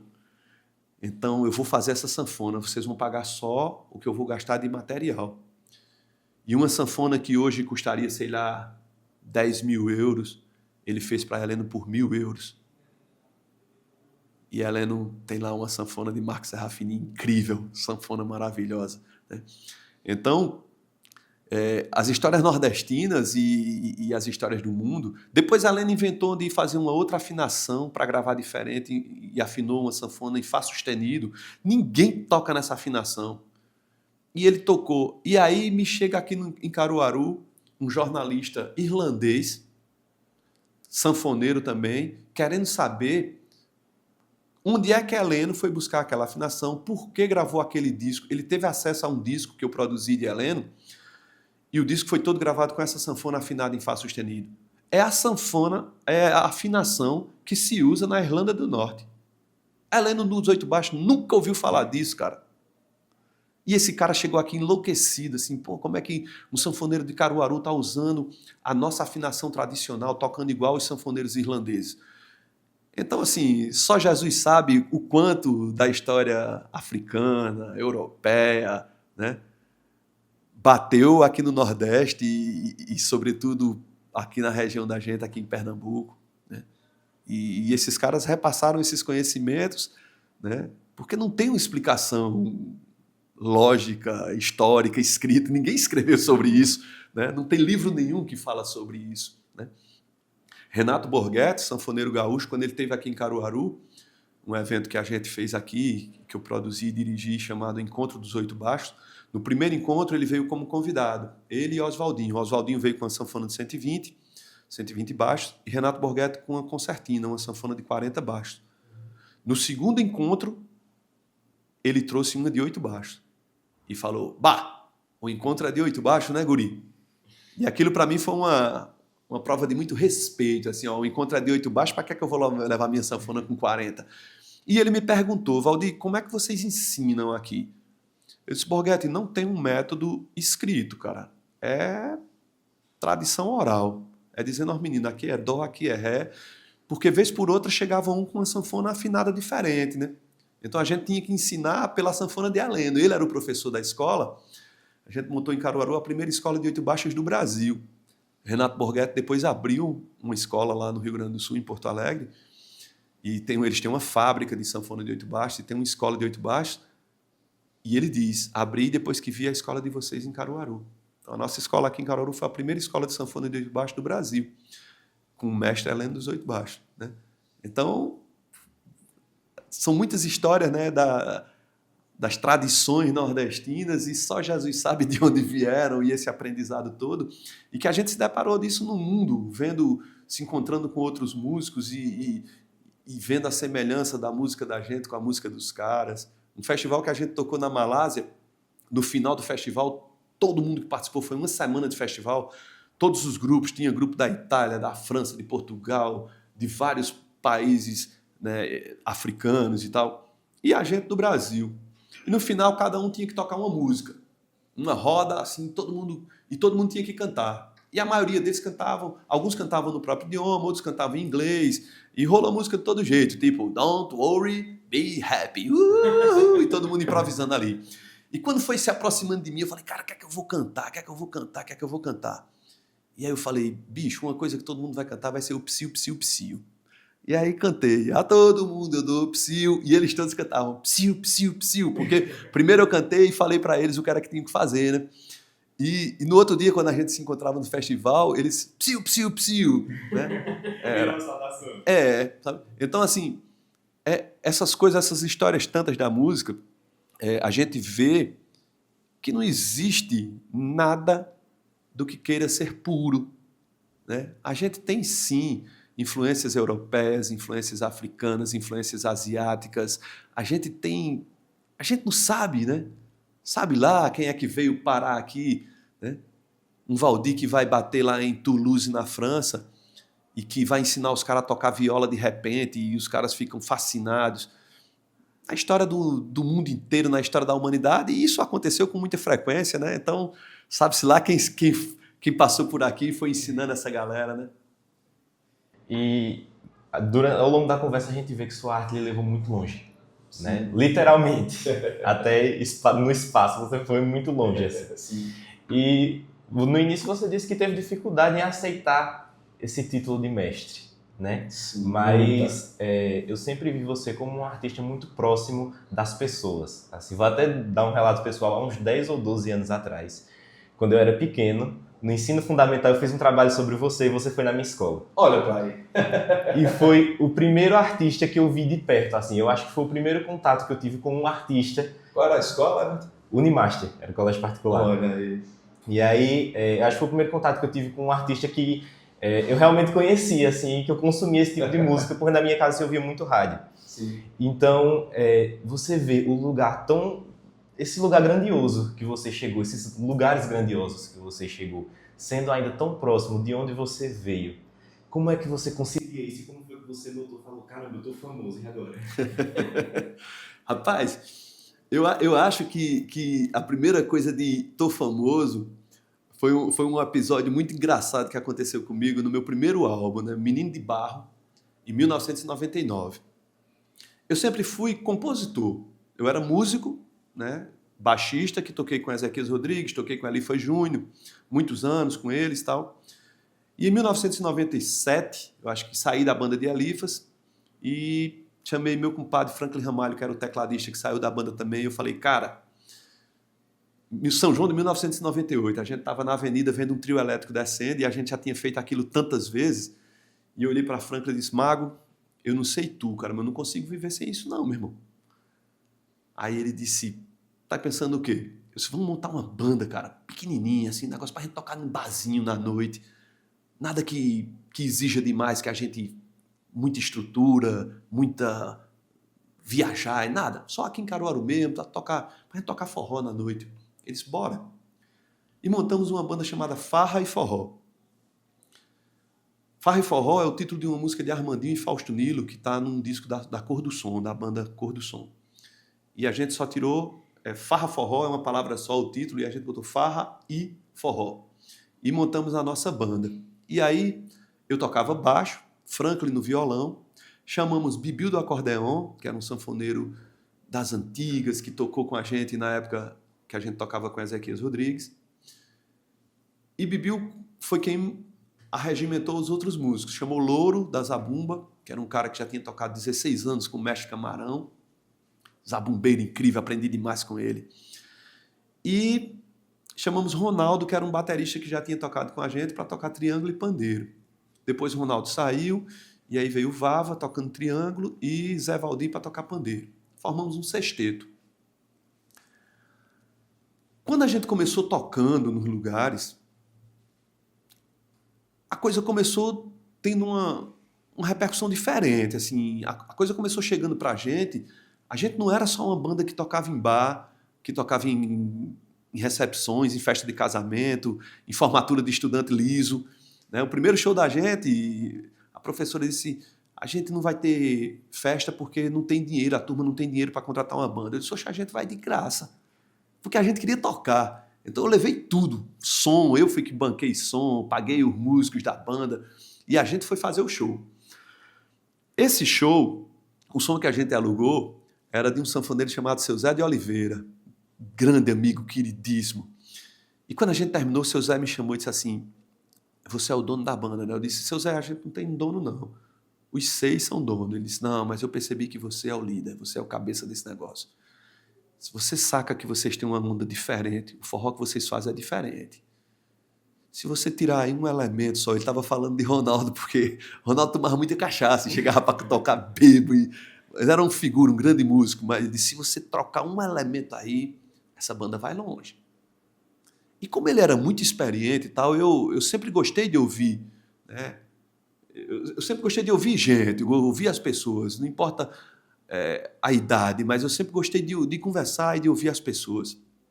E eu escutei o que ele me disse. E foi quando a gente trocou Ronaldo por Zé Valdir e Vava, né? E aí eu falei, cara, a gente precisa gravar alguma coisa para tocar na rádio. E fomos para o estúdio e gravamos 3 músicas. Demo. A gente não tinha grana para mandar prensar um disco. Então a gente gravou um demo, fez cópias e levamos para as rádios. Tinha 3 músicas nesse demo, né? E durante os shows eu percebi que a gente precisava ter um tema de abertura e usar esse mesmo tema para a apresentação da banda no meio do show e finalizar com esse mesmo tema. E aí eu não fiz só um tema instrumental, eu fiz um tema com um refrão. E o refrão era: "Ê, menino de barro, vem pra rua cantar, cantar, cantar." Era só isso, só tinha isso. O primeiro show que a gente fez usando esse tema foi aqui no Marco Zero. E o público já estava cantando esse refrão. Ora, era uma música que a gente tinha feito e ensaiado um dia, e primeira vez que a gente estava apresentando aquilo, e o público estava repetindo o que a gente estava cantando. Porque a gente cantava o refrão várias vezes. Na sanfona, Bibiu do acordeon, ele fazia a firula dele e a gente voltava: "Ei, menino de barro, vem pra rua cantar." No violão, Franklin Ramalho. E assim apresentava a banda toda, cantava o refrão, apresentava e tal. E o público cantando isso. Eu disse: "Franklin, esse refrão aí precisa de mais letra, cara." E aí fui escrever, porque da banda só quem compunha éramos eu e Bibiu. Mas Bibiu não compunha para a banda. Ele tinha música gravada com outros artistas, mas ele não tinha interesse ali, talvez, de compor ali para a banda. E eu era o único compositor da banda. E aí fizemos Menino de Barro, né? E quando a gente começou tocando ela já com a letra mesmo, aí eu disse: "Vamos gravar." E aí eu encontrei um cara chamado Alain Moreira, que trabalhava comigo lá na Fiat, e ele estava precisando juntar dinheiro para pagar um carro que ele comprou, e o cara deu não sei quantos meses para ele juntar o dinheiro. Aí ele falou: "É muito caro para gravar um disco." Eu disse: "Cara, é mais ou menos tanto." Aí ele disse: "Tu acha que a gente vende tudo?" Eu disse: "Cara, se vai vender eu não sei não. Eu digo a você que a gente consegue fazer um disco bom, mas se vai vender, não tenho a mínima ideia." E esse cara aí resolveu entrar nessa empreitada comigo. Ele bancou metade e eu banquei metade da gravação.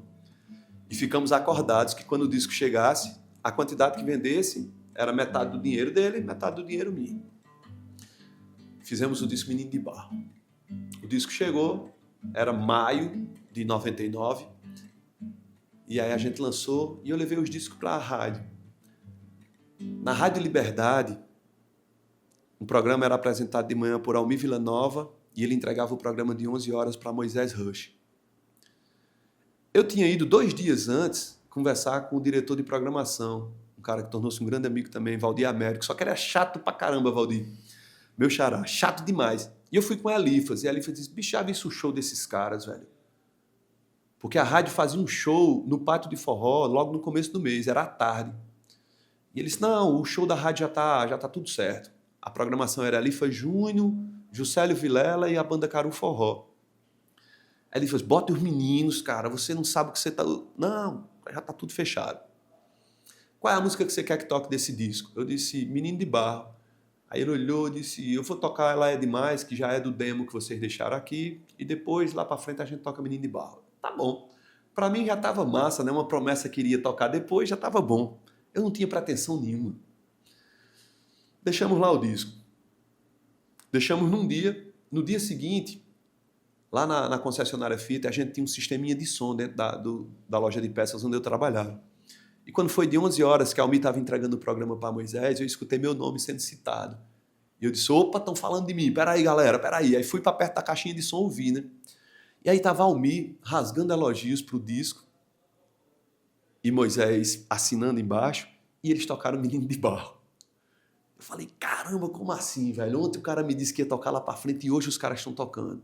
Resultado disso, a música foi tocada nesse dia mais 6 vezes. E aí, naquela época, os ouvintes ligavam para a rádio e pediam a música e tinha uma pessoa que atendia o telefone, a telefonista, ela anotava num pedacinho de papel e depois de um certo número assim de pedidos, ela levava para o locutor. E num dia só, cara, o bolinho de pedidos que ela levou foi só de Menino de Barro. E aí meu compadre Moisés, que é padrinho de um dos meus filhos, né, ele chegou e pegou o bolinho e bateu na porta do diretor de programação e falou, olha... Aí ele falou, o que é isso? Ele disse, só de hoje, Menino de Barro. Aí o cara ficou louco. O cara ficou alucinado. E aí ligou para mim e me convidou para tocar na festa da rádio. Enfim, a gente ia tocar no pátio de eventos, o primeiro show da gente. Foi no dia 5 de junho de 1999. A gente fez o show. Quando a gente terminou o show, o cara saiu correndo atrás de mim, louco, assim. A banda tem empresário? Eu falei, não. Ele disse, tem interesse? Eu tenho. Né? Então o cara chato lá, diretor de programação, que virou um grande amigo meu, queria ser agora o empresário da banda. E foi Menino de Barro, cara, a música que me deu tudo. E aí o episódio a que eu me refiro, que é quando eu achei que... Eu disse assim, cara, eu sou sucesso. Eu fui chegando em casa, eu tinha um Unozinho, e eu fui chegando em casa, e aí eu tinha aparecido na televisão um clipe, Menino de Barro, feito para a TV Asa Branca. Porque até ali as pessoas só sabiam que era o Valdir Santos, mas ninguém sabia que eu era o Valdir Santos. E aí eu apareci na televisão. E quando eu fui passando na rua, eu morava numa ladeirinha assim, então eu vinha numa rua aqui e subia a ladeira. Nessa rua reta aqui que eu vinha, antes de subir a ladeira para minha casa, cara, apareceram assim, tipo uns 40 meninos. E eles arrodearam o meu carro e todos eles cantando Menino de Barro. É, Menino de Barro. E eu só fazia chorar. Eu não conseguia fazer outra coisa a não ser, botei primeira marcha no carro, para o carro ir devagarzinho, e eles arrodeando o meu carro e acompanhando, e eu chorando assim. Eu falei, pô, não acredito que isso está acontecendo, não. Eu acho que ali foi o sucesso. Porque o meu conceito de sucesso, Chicão, não é você... De ser famoso, não é a coisa midiática, sabe? Eu acho que você ser famoso, ser sucesso, é você conseguir ser reconhecido para o seu povo, na sua aldeia. Quando você é reconhecido pelo seu povo, aí você pode dizer que é sucesso. Você pode dizer que é famoso. Porque é muito difícil. É muito difícil o povo da sua cidade cantar a sua música. Se identificar com a própria música. É muito difícil isso. Isso aconteceu comigo. E aí, como é que eu retribuí aqueles meninos? Eles foram me acompanhando até na porta da minha casa. Eu peguei 2 caixas de CDs, uma caixinha de CDs naquela época vinha assim, vinha 25 discos em cada caixa. E eu distribuí com eles, eu dei um disco para cada um daqueles meninos. Então ali eu acho que foi o grande start da minha vida, que a minha música falava para o meu povo. Eu acho que ali foi o primeiro de tudo. E aí depois tudo que foi acontecendo na sequência, né, no disco seguinte veio Maria Sulanqueira, e aí o povo cantou também, se identificou, E aí depois veio o Moleque da Rua Preta. E aí eu perdi minha identidade várias vezes, né? Eu fui chamado de Menino de Barra em 1999. Depois, em 2003, fui chamado de Moleque da Rua Preta. Depois fui chamado de Coisas da Terra por causa do programa da televisão, que é uma música minha de Rogério Menezes, né? Então, eu acho que é isso. Eu acho que ser famoso, na minha cabeça, é isso. E Menino de Barro, você vê, é uma música que eu fiz em 1998, gravamos em 1999 e que eu nunca consegui tirar do repertório. Absolutamente, nunca. Ao longo da minha trajetória inteira, eu nunca consegui tirar essa música do repertório. Porque as pessoas esperam ela. Esperam para cantar o refrão.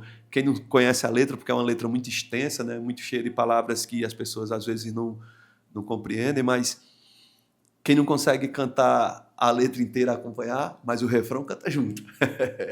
Então e é um refrão tão simples, né? Tão simplesinho, né?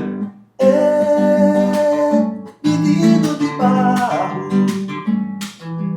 vem pra rua cantar, cantar, cantar. Só isso, né? Só isso. Né? Simples, né? Uma simplicidade. Né? Então, eu acho...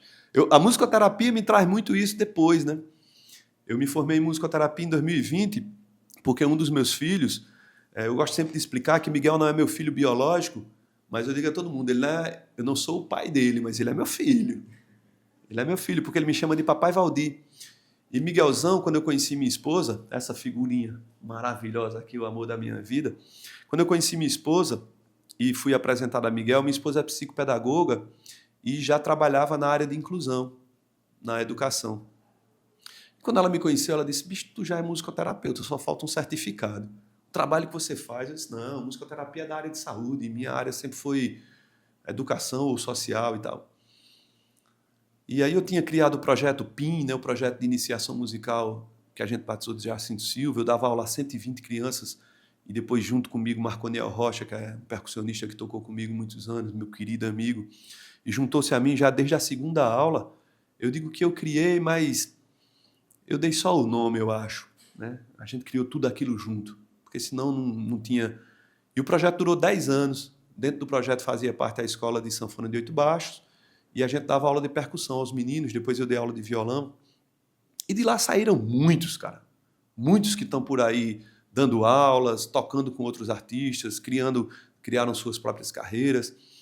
E ela disse, isso aí que você faz é musicoterapia, velho. Você não está só ensinando os meninos a tocar um instrumento, não. Você está dando aula para a vida, você está dando saúde para os meninos. E eu comecei a aceitar aquilo. E aí decidi estudar musicoterapia. E quando eu vi que a música, quando eu fui apresentado ao filho dela, Miguel tinha 5 anos, eu vi que minha música, quando eu tocava dentro de casa, quando a gente decidiu juntar os trapos, eu via o que provocava em Miguel. E como a música estimulava ele a dar passos que ele não dava, literalmente. Miguel hoje é cadeirante por uma sequência de coisas, mas na época ele ainda conseguia andar, com dificuldade, se apoiando na parede, mas andava. E quando eu começava a tocar, ele saía do quarto dele andando e vinha para a sala para tocar comigo. E aquilo ali me deu cara, minha música pode levar muito mais. Aí fui estudar a música como ciência, né, que é a musicoterapia. E passei a atender e me especializei em atendimento de pessoas com deficiência ou com dificuldade. Né? E aquilo foi a virada de chave da minha vida. Quando eu comecei atendendo e quando eu disse assim,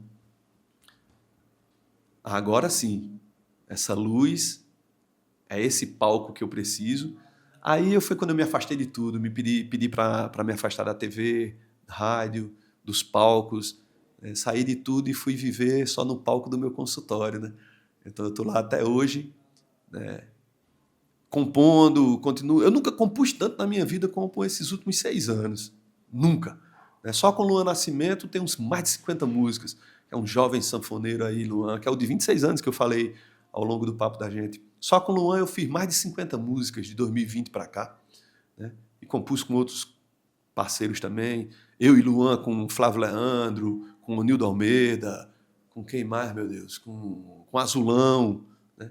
Então a gente vem compondo muito, virou uma usina de composição. Assim. E nesse meio de campo também, eu comecei a compor baseado no meu trabalho clínico.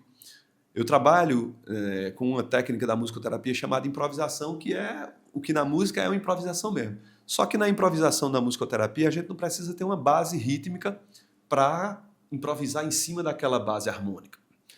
A gente improvisa no canto, né? Por exemplo, a criança não tem contato visual, então ela está dentro ali da minha sala e não me olha. Eu saio com um instrumento, não necessariamente o violão, mas pode ser qualquer instrumento.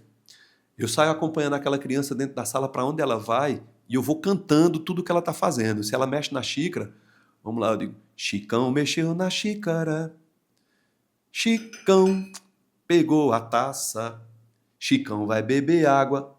E através dessa improvisação a criança começa percebendo que eu estou percebendo ela, né? Por exemplo, as crianças com autismo, elas não se percebem como sujeito, elas se veem como uma terceira pessoa, né?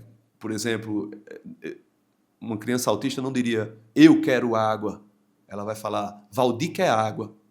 Ela se refere a si própria como uma terceira pessoa. E um dos trabalhos que eu faço em musicoterapia dentro em clínica é que essas pessoas consigam se enxergar como sujeitos e passar a falar na primeira pessoa e passar a viver na primeira pessoa. E é um trabalho árduo, não é fácil. Falando aqui é tudo muito mas leva tempo, alguns levam anos a gente num trabalho diário disso, né?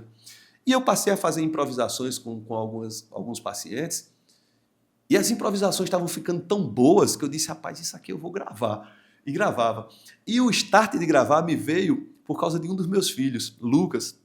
Agora está com 10 anos, mas Lucas tinha acho que menos de 3. E aí ele estava com uma dificuldade na mastigação. Ele mastigava e não engolia. E daqui a pouco ele se engasgava e chegava a vomitar e tudo. E aí eu, no almoço com ele, eu falei, olha, vamos fazer assim, ó. Mastiga, mastiga, mastiga devagar. Mastiga, mastiga na hora de almoçar. E aí ele foi, nesse ritmozinho, ele foi mastigando e aí engolia. E a gente continuou, né? Só que aí eu continuei com ele. Eu disse, vamos lá fazer essa música com o papai. Antes de engolir. Aí ele me disse, precisa mastigar. Eu digo, já temos uma frase. E fiz, é meu parceiro nessa música, Lucas Santos, que agora está com 10 anos. Eu fiz essa música e um belo dia eu fui buscá-lo na escola e fui levar ele na casa da mãe dele. E aí ele disse, pai, vamos cantar a música de mastigar. E eu não lembrava, cara. Porque era uma improvisação que eu fiz ali no momento de almoço com ele, eu não lembrava. Aí eu peguei meu celular, botei para gravar, botei aqui perto, ele ia no banco de trás aqui na cadeirinha, eu falei, vamos lá, você começa e papai continua. Porque se ele lembrasse, eu estava salvo. Cara, ele lembrou a música inteira. E aí a minha sorte, ali eu gravei, né? E isso me deu eu disse, eu tenho que gravar. Porque depois eu vivi isso dentro de consultório também. Uma paciente, eu fiz um trabalho com ela com o alfabeto, e na sessão seguinte, ela me pediu para a gente tocar a mesma música. E eu não lembrava nada. E ela começou a cantar. Quando ela começou a cantar, aí eu lembrei. Mas como é no improviso, fatalmente eu não vou lembrar a harmonia, a melodia que eu fiz, né? Aí eu comecei a gravar. As que eu achei, essa ficou bacana, eu comecei a gravar. E aí selecionamos eu e minha esposa, né? Que a gente trabalhava junto, porque eu também me formei em psicopedagogia, a gente atendia primeiro como psicopedagogos. E depois que eu me formei em musicoterapia, eu passei a atender sozinho como musicoterapeuta e ela continuou atendendo como psicopedagoga. E aí selecionamos 9 dessas canções, gravamos um álbum chamado Cirandá, que é o nome da empresa da gente, Instituto Cirandá, e eu levei 6 crianças que eu atendia, levei para estúdio para fazer os vocais. Os vocais infantis, eu tenho lá 6 crianças, autistas, com déficit intelectual, né, paralisia cerebral, e são os 6 que cantam comigo. E aí levei meu filho também para engrossar o coro, Lucas na época pequenininho, não o Vicente agora, né, que eu tenho um filho mais novo agora com 3 anos, que eu tenho um filho de toda idade, né, a minha mais velha tem 28, aí tem um com 19, outro com 14, outro com 10 e outro com 3. Então eu vivo todos os... Na veia artística. Cara, eu acho que Júlia é design, ela é ilustradora, né? As últimas capas dos meus álbuns é ela que tem feito. Ela é ilustradora e não é porque é minha filha, ela é boa pra caramba no que ela faz, né? Foi companheira de universidade lá de vocês, ela estudava na UFPE. E Júlia toca, mas não enveredou para a coisa musical. Toca e canta bem, mas não quis. Partiu para a coisa do desenho. Raul, que é o meu de 19, está fazendo música eletrônica. E ele sempre gostou e quis aprender e tal. Eu nunca ensinei nenhum filho meu a tocar. E aí ensinei tanta gente e nunca ensinei nenhum dos meus. E aí, Júlia disse, tu já mostraste a Painho o que tu tá fazendo? Ele disse, não. Eu disse, tá fazendo o quê? Ele disse, pai, ele tá fazendo umas bases eletrônicas aí bem bacanas. Eu disse, me mostra? Cara, quando ele me mostrou, eu fiquei fascinado. Eu disse, como é que você consegue fazer isso aí sem conhecimento musical? Ele disse, pai, vai vindo aqui na minha cabeça as ideias e eu vou montando aqui no teclado, porque não é só batida, não é só a parte percussiva, não. Ele coloca harmonia lá no negócio. Eu disse, como é que tu coloca harmonia sem ter conhecimento harmônico, velho? Ele disse, não sei. Eu disse, massa. E aí a gente tá aí com o planejamento de fazer um disco juntos, né? Zabumba, triângulo e sanfona, e ele fazer as bases eletrônicas e a gente fazer umas histórias juntos. Tá estudando psicologia e a gente tá começando a escrever também, tá escrevendo bacana. Lucas vai mais pra coisa do futebol, né? Miguelzão é apaixonado por forró, canta tudo, assim. Eu achava que eu gostava de forró até conhecer Miguel. Né? Miguelzão é... E aí veio o Vicente, que aí, cara, ele é o supra-sumo dos 4 irmãos. Vicente adora música. Vicente tem coisas que me impressionam, não simplesmente porque é meu filho, porque vai fazer 3 anos em julho. Não só por isso, mas porque eu ensinei muitas crianças e quando eu vejo as coisas que ele faz, eu digo, não, cara, isso é um anão, esse menino é um velho disfarçado, você tem uns 500 anos disfarçado em 3, cara.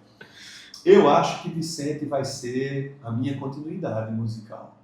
Eu acho, né? Não sei, mas pelo que eu vejo e pelo que eu vivo no meu dia a dia, acho que Vicente vai ser...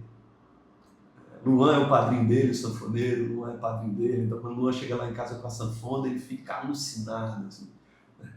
Eu toco, pego o violão, ele pega as baquetas, em casa tem tudo para ele, tem sanfona, violão, bateria, tem tudo para ele explorar o que ele quiser.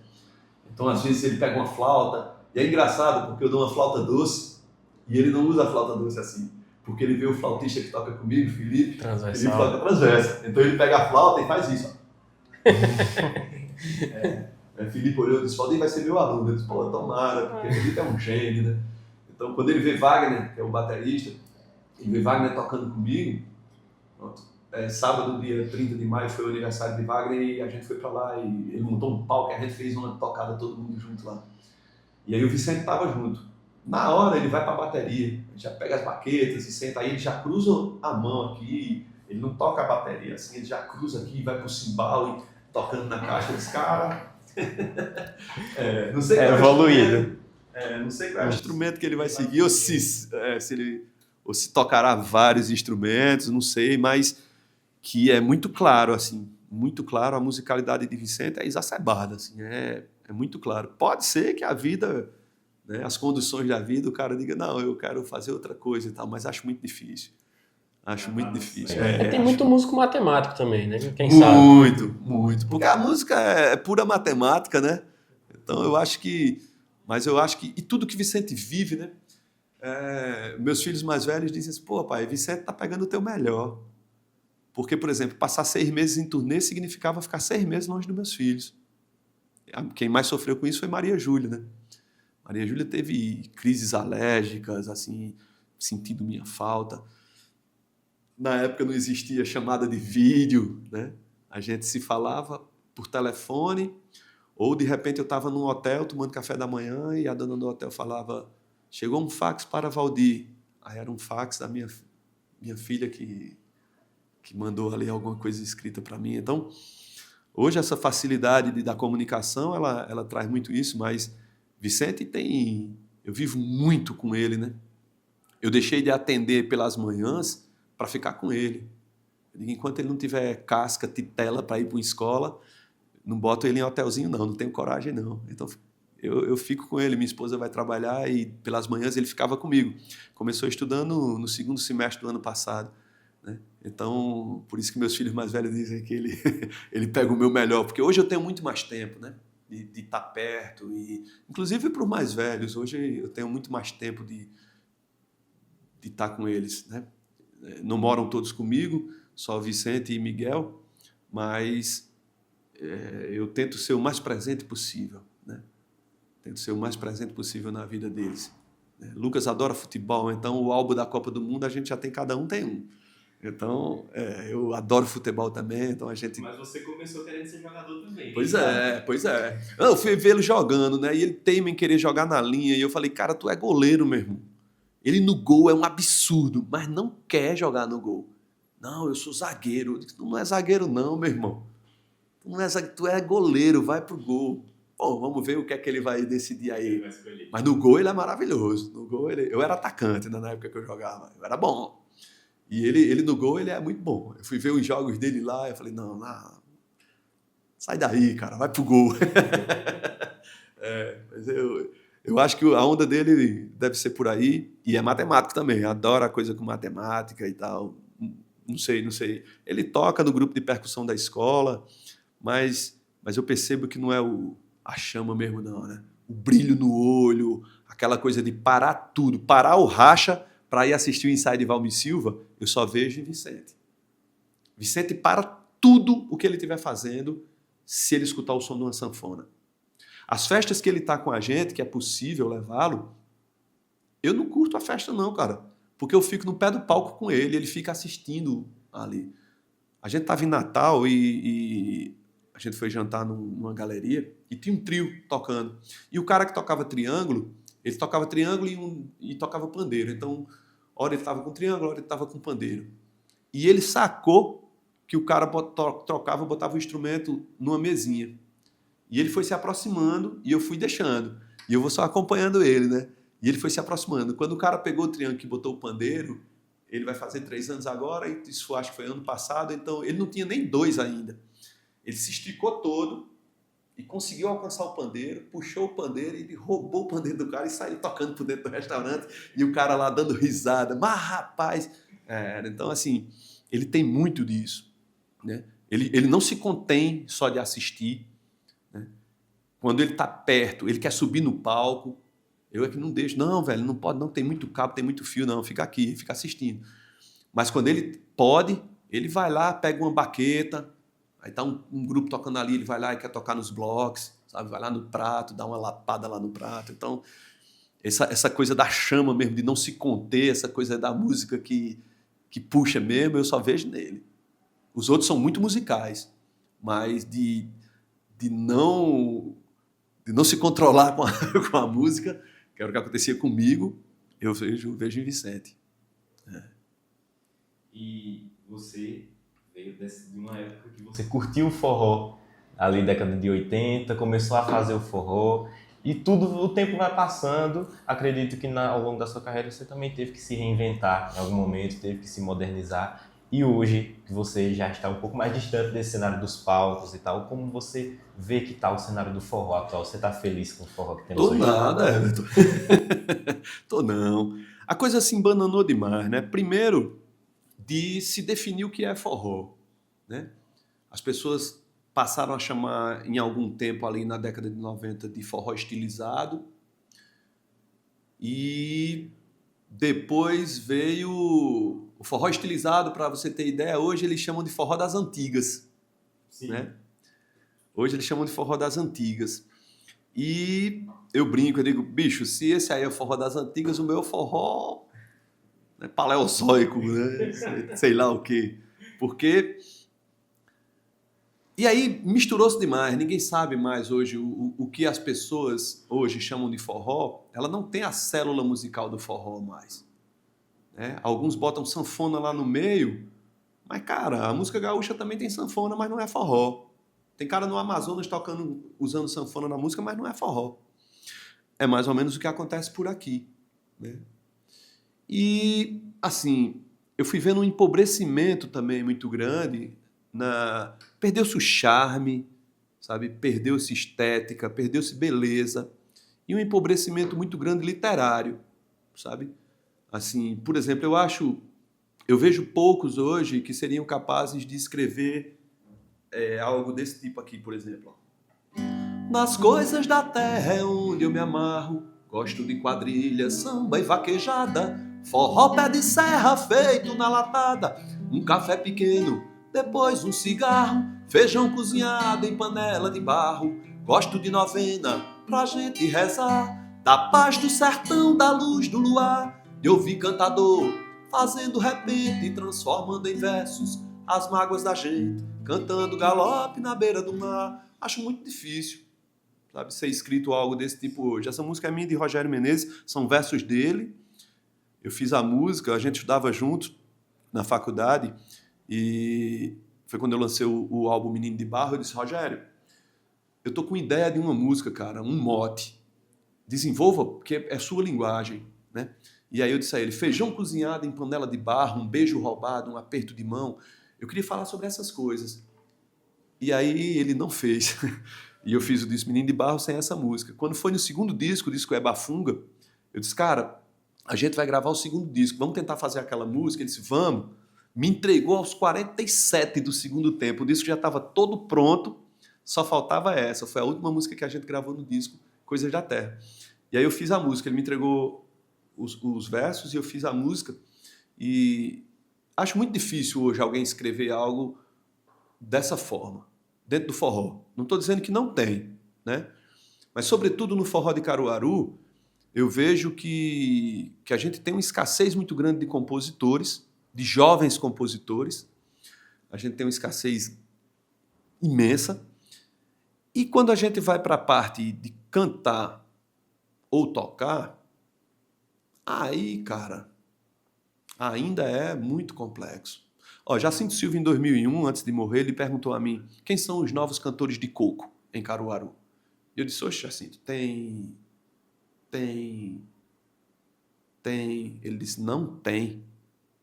Tem você começando sua carreira e tem Azulão, que é quase do meu time. Jacinto era mais velho do que Azulão, né? E veja, 2001, passados 25 anos, se a gente fizer essa mesma pergunta de Jacinto: quem são os jovens cantores de coco de Caruaru? A coisa está pior ainda. Não tem, né? Aí tem Luan Nascimento, sanfoneiro, meu parceiro, meu amigo, meu compadre, que vem desenvolvendo um trabalho super bacana, compondo muito e compondo coisas de qualidade. E aí começam a aparecer alguns outros, mas aí eu percebo uma coisa bacana. Os que não compõem estão começando a buscar. Por exemplo, Luciana Salvador, musicoterapeuta, formou-se comigo. Luciana gravou um EP agora com 3 músicas e a gente mandou 3 músicas para ela. Ela gravou as 3 da gente.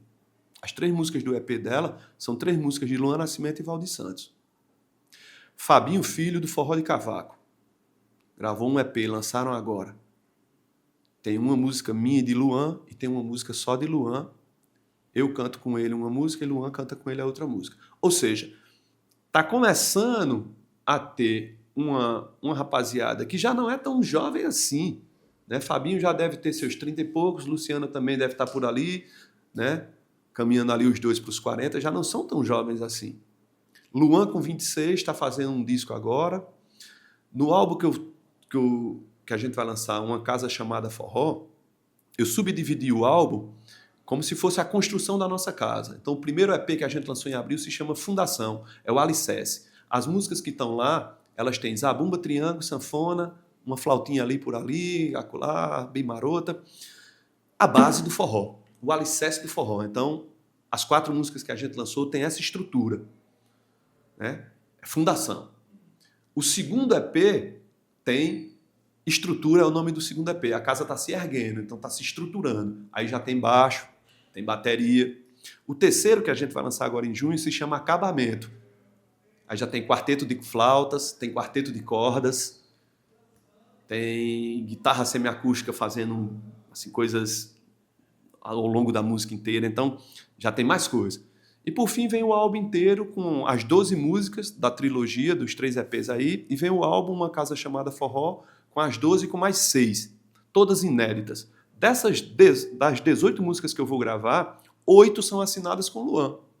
Antes disso, a gente lançou um EP com 4 músicas, as 4 músicas compostas por Luan Nascimento, Valdir Santos e Onildo Almeida. Onildo com 97 anos, eu vou fazer agora 56, e Luan fez 26.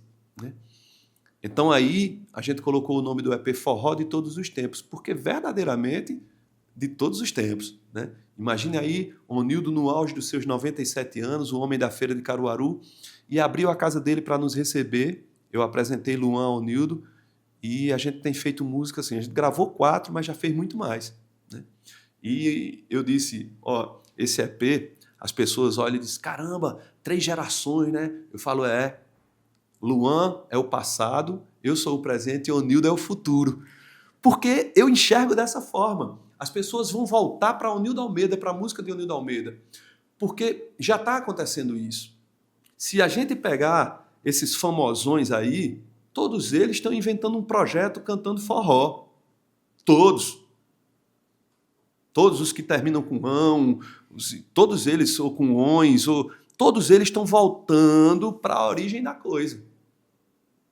Cantaram ao longo do tempo tudo que não era forró.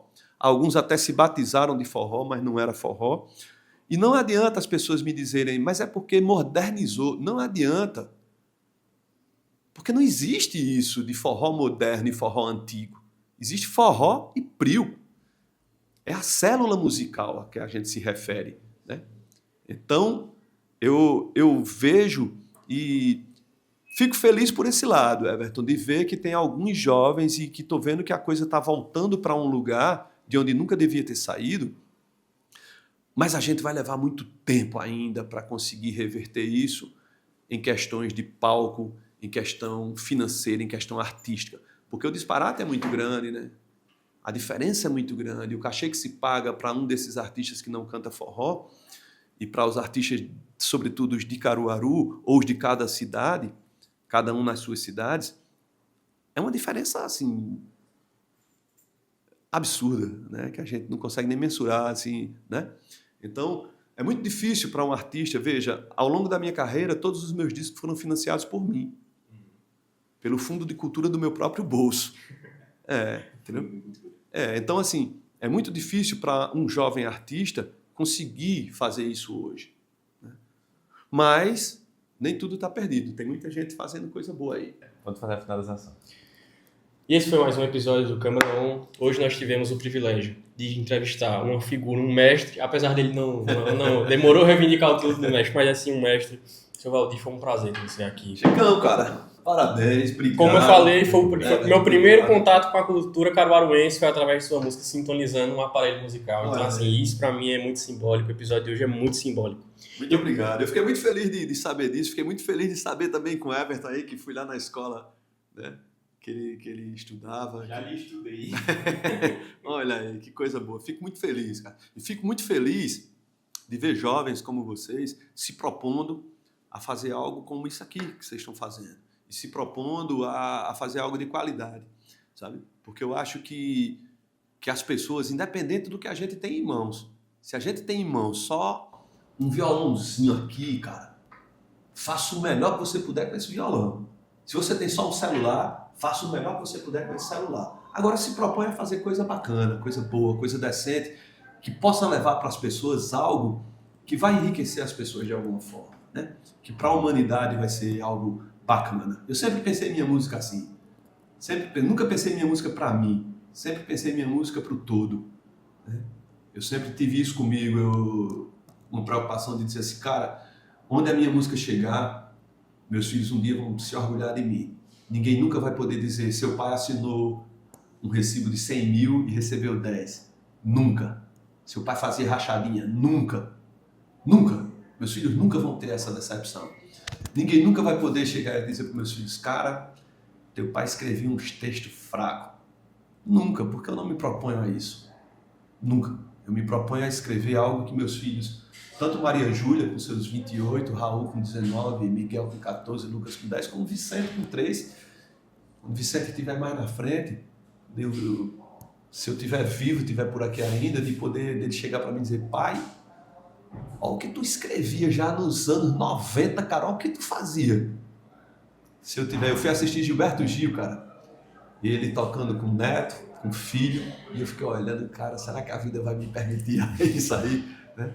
Mas enfim, é isso, cara. Então parabéns a vocês, obrigado, né, pelo convite E sigam firmes aí, que vocês estão massa, fazendo uma coisa bacana. Muito obrigado. E escutar isso do senhor foi muito importante pra E mim. na próxima eu venho com minha camisa de Santa Cruz. Não precisa. Se quiser, eu não venho nem pro Boné Central. Eu vou arrumar o do esporte pro senhor. Não, aí É mais bonito, é mais bonito. Cara, Mas aí o cara tá vendo? Tu pode até arrumar, eu não vou usar não. Mas pode arrumar, mas não vou usar não. Esse foi mais um podcast do Câmara On. Nos acompanha nas redes sociais, YouTube, Instagram, Legislativo de Caruaru. E tem esse episódio na íntegra no YouTube e os recortes que vai aparecer no Instagram. Tchau. Muito obrigado.